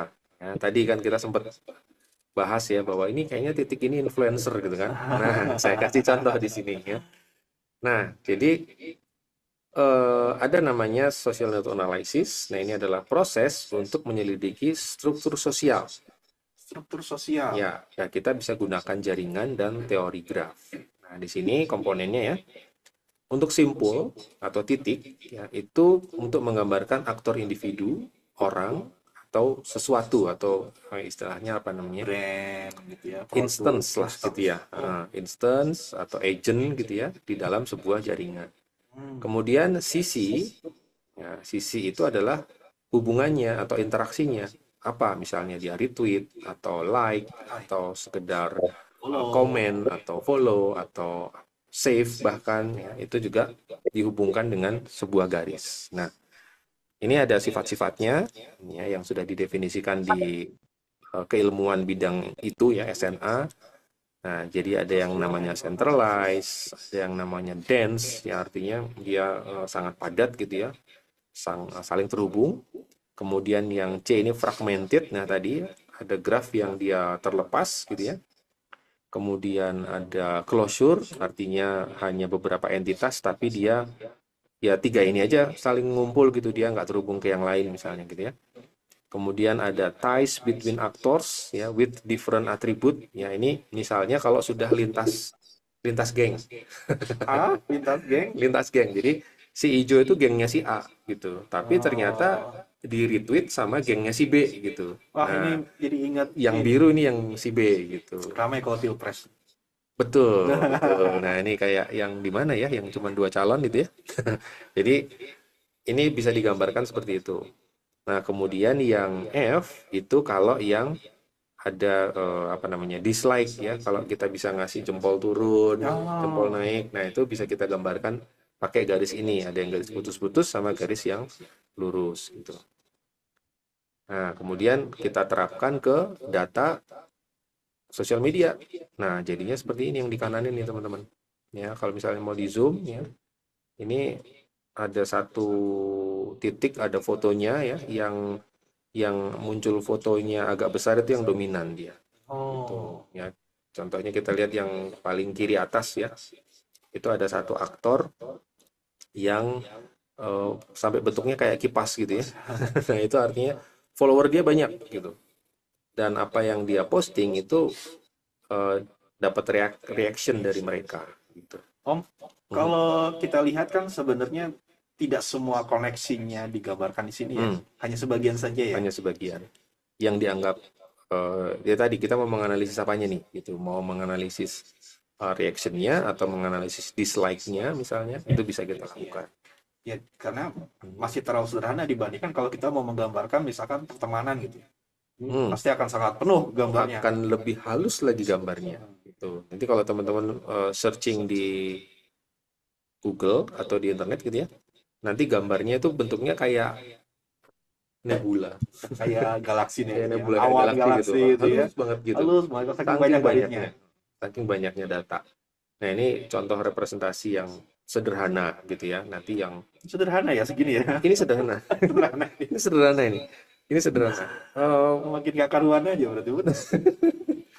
Kekuatan computingnya pun juga nggak terlalu menyiksa. Terlalu. Nah, tapi kalau yang sudah sangat halus, yang datanya mungkin sudah ratusan juta, nah itu baru butuh kekuatan computing yang sangat besar. Dan gambarnya akan jauh lebih halus. Gitu. Ya, mungkin itu yang bisa saya sampaikan, Pak Tafta dan teman-teman. Saya pengen nanya sesuatu nih. Ini data science ya? Masuknya data science atau bukan? Sekarang tuh bisa dibawa kemana-mana. Bisa dibawa kemana-mana Ya, data science itu mayornya, minornya apa? Nah tadi. Oh, gitu. Karena saya kenapa sih nanya itu sekarang? Karena ternyata dari World Economic Forum, ya teman-teman ya, pekerjaan kita, lowongan pekerjaan nih, 10 tahun ke depan nih, sampai 2030, itu masih paling banyak di kaitannya dengan data. Apakah itu di machine learning, artificial intelligence, dan teman-temannya, dan juga di data analis, data scientist seperti itu. Jadi, pekerjaannya sampai 10 tahun ke depan teman-teman masih berkaitan dengan hal yang seperti ini. Yang paling banyak ya. Nah, sisi lainnya yang paling banyak itu kalau mau jadi bukan keramatan apa istilahnya ya, tenaga kesehatan. Karena kita divisi tenaga kesehatan di setelah COVID. Sampai tahun 2030 masih banyak ini. Ya. Gitu. Nah, teman-teman kalau belajar graf, salah satunya keuntungannya adalah Anda bisa masuk ke data science ini. Bisa. Data science ini nanti bisa teman-teman punya peluang kompetitif lebih tinggi di industri. Kalau teman-teman bisa menguasai teori graf ini dengan baik dan penerapannya juga. Jadi nggak rugi gitu belajar graf itu nggak rugi ya. Sudah belajar apapun selama bisa positif itu nggak rugi gitu ya. Luar biasa gitu ya. Itu kadang memang jadi pertanyaanku dulu ya, pertanyaan saya dulu. Ikut kuliah, ikut mata kuliah gitu kan, suruh belajar ini, udah rumusnya susah gitu kan, dalam hati gini-gini amat belajar gitu kan. Kalkulus itu buat saya. Kalkulus itu. Nah, memang waktu itu karena ya kebetulan ya waktu itu kita nggak ada kayak gini nih gitu, apa namanya, yang menjelaskan bahwa ini bisa dipakai untuk ini, bisa dipakai untuk itu. Kita nggak punya, saya nggak dapat kesempatan untuk itu gitu. Nah, ya beruntung kita punya model kelas yang seperti ini Pak Tafta, dan thank you nih buat Prodi S1 Terapan TRM ya. Ini keren banget menurut saya acara seperti ini. Artinya teman-teman itu punya wawasan yang lebih gitu ya, bahwa ya memang rumit, memang sulit gitu, bukan berarti tidak bermanfaat gitu ya. Dan ya disinilah kita membantu teman-teman mahasiswa untuk ternyata ini toh manfaatnya begitu. Saya sering sekali menemukan pada diri saya ya, sesuatu yang sulit di masa lalu, begitu banyak contohnya dalam kehidupan, tiba-tiba menjadi terang benderang. Jadi mungkin sesuatu yang teman-teman saat ini masih kelihatannya sulit gitu ya, karena sifatnya mungkin masih abstrak, kurang banyak contoh. Tapi begitu kita punya pengalaman hidup lebih banyak, punya kasus-kasus yang lebih banyak, tiba-tiba teori-teori itu jadi lebih relevan, dan teman-teman tiba-tiba jadi begini gitu ya kasusnya ya. Ya, jadi banyak hal seperti itu. Kemudian yang saya temui juga Om Gun ya, banyak ilmu yang saya pelajari kayaknya nggak ada manfaatnya kalau di kuliah. Tapi beberapa tahun kemudian saya ketemu kasus-kasus yang selesainya pakai itu dalam dunia kerja. Ya. Atau kadang malah manfaat itu tidak kita rasakan langsung. Contoh misalnya, waktu saya belajar algoritma pemrograman, Alpro. Satu kelas yang lulus 4. Itu dia. Ya sempat mengalami itu juga, ini buat apa sih gitu kan ya. Oke, begitu selesai Alpro, ketemulah kalkulus tadi kan. Nah, di kalkulus pun juga kok gini-gini amat gitu. Ternyata manfaat yang saya dapatkan adalah ternyata 2 mata kuliah itu membantu saya untuk punya pola pikir yang terstruktur. Jadi saya bisa apa namanya eh, menyusun sebuah rencana untuk menyelesaikan suatu masalah, mulai dari yang sederhana sampai yang kompleks sekalipun, ya saya terbantu dengan itu gitu. Bahwa oh ternyata saya punya kemampuan baru nih, membantu saya untuk berpikir secara lebih terstruktur. Wait, Itu. pemrograman saya paham. Kalkulus, gimana bisa Om?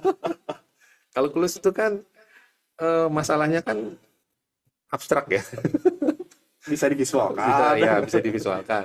Nah, untuk kita bisa menyelesaikan yang masalah yang ada di kalkulus, itu kan kita harus mengubah cara pandang.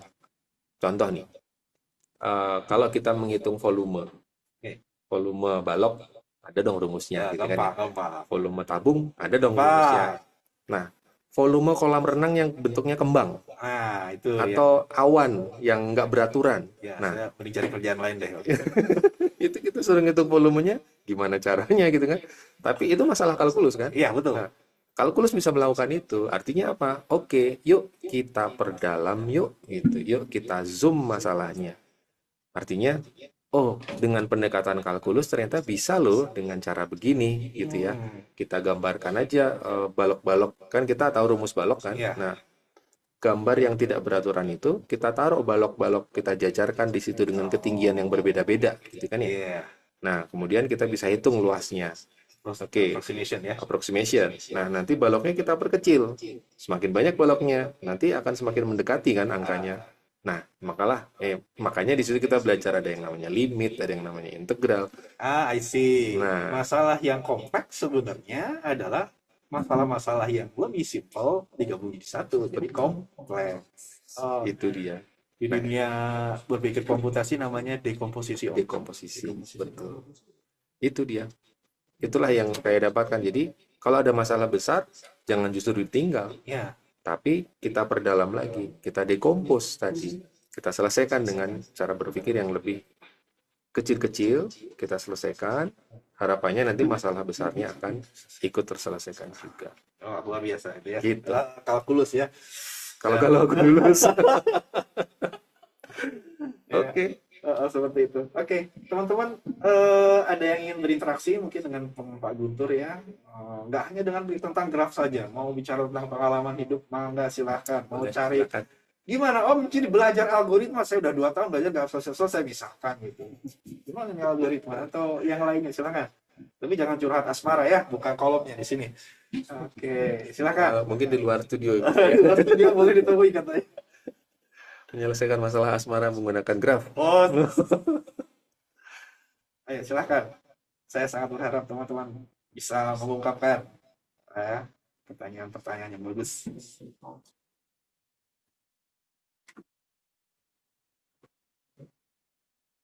Ayo.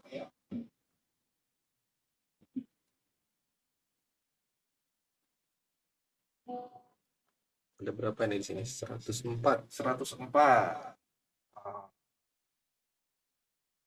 Kalau nggak ada pertanyaan, nih ganti ditanya kok.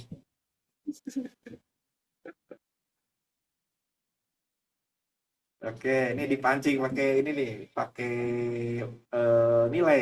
Yang bisa Waduh. bertanya, mungkin bisa dapat nilai plus ya. Itu tolong dicatat oleh operator siapa yang pernah bertanya, atau nanti mungkin yang bisa menjawab pertanyaan, kita ada bonus nilai, ya seperti itu. Oke, silahkan. Ada yang mau bertanya?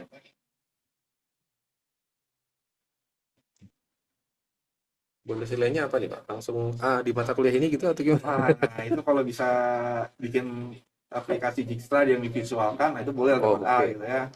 Kalau cuma nyelesain soal Dijkstra, nggak dulu deh. Menarik. Boleh langsung open mic ya Pak? Oke. Kalau belum ada, masih ganti nanti jadi pertanyaan. Jadi yang mau jawab, boleh. Ya. Mas Guntur mungkin ada yang mau jadi punya pertanyaan yang bagus mungkin. Yang terkait dengan graf ya, dari salah satu contoh tadi ya. Oke, ada yang mungkin menjelaskan ulang kali ya. Menjelaskan ulang tentang, tadi kan terakhir saya cerita tentang scene understanding, memahami sebuah scene. Nah, kenapa sih kita harus belajar tentang itu, memahami sebuah scene, apa manfaatnya? Apa Nah, manfaat mempelajari atau apa manfaatnya kita bisa mengetahui understanding sebuah scene ya, memahami sebuah situasi ya. situasi. Situasi. Ya. Yang ada sofa, bantal, lantai. Nah, Oke. Ada yang mau coba menjawab? Ayo.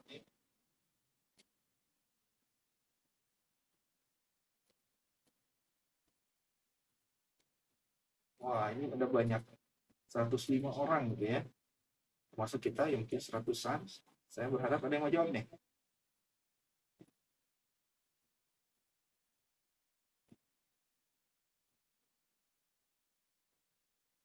Nah, kita pilih satu aja kalau gitu. Nah, wah, Pak Ismail mau jawab? siap. Pak Ismail. Ada Pak Ismail di situ. Ada Pak Ismail dosen itu. Oh Saya iya. belum mengerti, Pak, Oh, yang mana? semuanya. Kontak kapan aja sih Pak nanti Pak? Oke, Pak Ismail, ada yang mau ditanyakan kah? Aduh, apa ya? Barusan saya Sama sambil sama ini penelitiannya Pak Ismail tadi keren ini bisa disambung-sambungin nih Pak. penelitian apa nih? Yang disertasi Pak Ismail kemarin. Oh iya, iya. Untuk navigasi robot ya. Oh, Ya, Oh, memang kemarin juga sama. Kalau saya disertasinya untuk navigasi robot, itu pakai teori graf juga. Nanti dari graf itu dilakukan optimalisasi ya. Optimalisasi. Jadi kepake lah kalau graf itu memang benar apa yang dibilang Pak Guntur gitu ya. Jadi eh, di berbagai bidang itu graf itu jadi model yang memang berguna untuk memodelkan suatu permasalahan gitu ya, satu problem. Jadi kalau misalkan tidak harus selalu di bidang komputer ya, di bidang luar komputer pun ya graf itu setidaknya untuk tools untuk berpikir lah ya, tools untuk berpikir. Jadi kalau misalkan punya problem, terus ada problem itu punya komponen-komponen dan komponen itu saling berhubungan, bisa tuh dimodelkan dengan graf gitu. Kalau udah bentuknya graf, kita bisa cari eh, tools yang algoritma-algoritma yang ada di graf itu ya. Jadi mungkin bisa menyelesaikan masalah yang sudah kita modelkan tersebut. Ini Hmm. bukan nanya ya, malah jadi ini. Cerita ini Pak, nggak Ya, apa-apa Pak. jadi cerita. Saya mendukung Pak, sambil mendukung. nunggu ada yang mau Mendukung, nanya. mendukung. Seperti itu ya Pak Ismail ya. Iya, betul. Kurang Graf itu lebih itu. sebenarnya adalah salah satu alat untuk memodelkan masalah sebenarnya. Begitu ya Pak Guntur ya. Iya. Termasuk memetakan isi kepala Pak. Sekepala ya. Ah, iya, betul. Mind map ya. Keren ya. Itu kan juga grafnya. Ah. Mm. Zankelstein, Mas Guntur, Pak Ismail tahu Apa tuh? Apa? cara kita memetakan isi kepala. Kenapa Notion, Joplin, pernah pakai Notion? Pernah, Belum. Notion. Obsidian. Obsidian pernah. Belum Obsidian sih. Ya, Obsidian, Notion, Joplin itu adalah tools yang dibantu oleh orang-orang kreatif, yang dipakai oleh orang-orang kreatif untuk memetakan isi kepala. Hmm. Jadi dia bikin Mm. catatan tiap hari tentang apa yang dialami, nanti dia kategorikan, dia bikin seperti mind map, akhirnya dia bisa melihat keterkaitan antara pikiran-pikiran dia dan akhirnya dia bisa punya solusi atas masalah atau dia bikin produk yang baru. Hmm. Itu terbukti untuk orang-orang yang suka mikirnya istilahnya yang kepala isi pikirannya Thinker banyak ya, gitu. thinker. Itu seperti itu kita pakai Zankelstein method dan juga bisa dipakai kok buat teman-teman yang bekerja nanti di dunia industri kreatif. Misalkan teman-teman pengen cari ide untuk bikin cerita, itu pakai Zankelstein, dia pakai Joplin, pakai Notion atau Obsidian, ya dia bisa nanti bikin suatu cerita gitu ya, bisa banyak hal yang terkait, nanti kita bisa bikin cerita dari situ. Ya, Ya, ya, ya. ya itu Buat orang-orang nggak graf banget ya, tapi disitulah sebenarnya graf itu adalah gambaran bahwa graf itu bisa dipakai untuk memudahkan kita memahami suatu masalah. Ya, Saya punya model satu pertanyaan. supaya lebih Pak. gampang. Ya gimana? Kan salah satu materi matdis yang akan datang itu Ya, algoritma kan, algoritma. Salah satu visualisasi dari algoritma itu kan biasanya menggunakan flowchart ya. ya. Flowchart itu termasuk graf apa bukan ya? Flowchart apakah termasuk graph Ya. atau bukan? Flowchart itu bisa dibilang sebagai, kalau dalam pesawat yang dasar ya graf berarah gitu ya. Dalam bentuk yang sangat dasar dia graf berarah. Graf berarah. Ya, tapi saya juga Oh, melihat oke. ada beberapa fitur lain yang tidak ada di graf gitu ya. Kayak paralelism, kayak suatu kerjaan-kerjaan yang bisa dilakukan secara paralel, atau satu lagi itu yang kondisional. Itu nggak ada di graf saya Ya. lihat ya. Tapi saya kurang tahu Kondisional juga ya, ya. betul. Bisakah yang namanya kondisional itu dijadikan sebuah node, sebuah titik gitu ya? Ya. Nah, saya belum tahu juga ya. Tapi ya paralelism itu yang saya nggak lihat ada di graf gitu ya. Belum saya lihat ada di graf. Ya, kalau saya sih melihat bahwa cara berpikir pun bisa divisualkan menggunakan graf. Itu sih. Gitu. Jadi ada satu apa namanya operasi itu adalah satu node gitu kan ya. Ya. Kemudian garisnya itu adalah setelah ini kemana gitu. Nah, jadi mungkin ya tadi alat bantu memvisualkan. Gitu. Bantu dengan visual. Jadi kalau mau jadi data analis, mau jadi visual apa yang masalah menampilkan data ya, visual data ya. Data visualization, maaf. Ya. Data visualization ya, graf itu adalah salah satu model yang ada dalam data visualization. Oke. Ya meskipun nanti dari situ bisa jadi matriks tadi kan. Iya. Ya, itu ya. Memang dalam dunia komputasi paling banyak matriks yang dipakai ya Paling banyak untuk matriks, betul. representasi graf itu ya. Mm-mm. Bukan himpunan ya. Kalau di coding, masa mau bikin matriks pakai apa? Pakai himpunan? Kayaknya bukan gitu deh ya. Jadi Nggak teman-teman gitu kalau konsepnya nanti gitu ya. kalau coding, ya sepertinya mah matriks mah tetap aja pakai matriks. Kalau graf tetap aja pakai matriks ya. Kalau matriks pakai himpunan, saya tahu Python ada yang namanya set gitu ya. Tapi kayaknya toolsnya bukan itu, teman. Beda. Beda. Seperti itu. Oke, baik. Kalau tidak ada pertanyaan dan memang belum ada yang mau menjawab, ya tidak apa-apa, namanya perkenalan ya. Mudah-mudahan di kesempatan yang berikutnya kita bisa lebih aktif. Kolom chat, ya saya sangat berharap kita ada Kolom chat ya. kolom chat, dan jangan lupa untuk absen. Nah, ini ya absen. Teman-teman silahkan absen sampai jam 11.30. Di situ Oh, cak kecil gimana? Oh, gini. Oh, iya, iya, iya, iya. Luar biasa ya. saya ikut weekend juga nggak? Oh nggak ya? Dunia podcastan gitu ya. Ini gimana ini? Oke. Gitu ya? Bukan ditolong ya? Jangan ditolong, udah di Saya scan. nggak tahu. Ditolong nggak kepake. Ini bukan graf ya. Ini QR code ya. Menarik nih QR code ini, suatu saat mungkin bisa dibahas ya. Kenapa bentuknya begini gitu ya? Kenapa harus kotak ya Pak ya? Kenapa kotak ya? Tapi udah mulai aneh-aneh bentuknya kan. Oh iya ya, ada yang gambar apa gitu ya? Dan mungkin dot juga bisa. Garis, mungkin yang paling mudah dideteksi gitu ya. Oke, baik. Kalau begitu, kalau memang teman-teman rasa materinya sangat mudah dipahami, terima kasih Pak Guntur sudah Sama-sama, Pak Taftar. bersama kita Ya. waktu 1,5 jam ini. Ya, teman-teman terima kasih kehadirannya. Ya, ini menjadi apa istilahnya, salah satu penilaian juga. Nanti kita akan ketemu lagi di podcast-podcast berikutnya. Saya sebenarnya pengen sekali Pak Rikman. Ada Pak Rikman nggak ada ya? Pak Rikman, Pak Bambang tuh ikut di sini. Kenapa? Ada kaitannya juga dengan graf katanya. Bikin game pakai graf. Oh iya. Ya, bikin story pakai graf. Itu relate banget sama kita ya. Gitu ya. Oke, baiklah. Di lain kesempatan kita coba nanti ya, kita paksa aja Pak Rikman sama Pak Bambang sini ya. Ya, rela paksa Pak. Oke, Pak Adi. Kita paksa nanti Pak Bambang sama Pak Rikman. Oke, baik. Terima kasih teman-teman partisipasinya. Ya, semoga apa yang kami sampaikan, kami share hari ini bisa membawa manfaat. Ya, Amin. mohon maaf jika banyak kekurangan dari kami gitu, selama pelaksanaan. Ini kolom chat aja sampai gak ada, sedih juga ya. Mudah-mudahan di kesempatan berikutnya kolom chat sudah bisa muncul. Ya, oke. Wabillahi taufiq wal hidayah. Assalamualaikum. Selamat siang. Terima kasih. Terima kasih. Terima kasih juga Pak Guntur ya.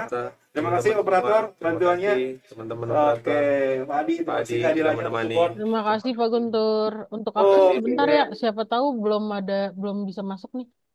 Oh, belum bisa apa? Belum bisa akses ini ya. Bentar Akses. saya cek. Mangga Pak bisa meninggalkan ruangan mungkin. Oh, oke. Oke. Baik, Terima kasih. terima kasih semuanya. Respons. Ketemu lagi. Oke, udah. Absen bisa di eh absen sudah saya buka. Silakan sampai jam 11.30 ya. Ini Oke. juga akan dibiarin kayak gini. Kalau nggak diketik aja dulu deh, share ke teman-temannya. Foto. Biasanya foto. Yep, benar Screenshot. foto. Foto tuh share. Udah saya buka sih. Ini masih belum ada respons. Mbak Zura, kami izin live dulu.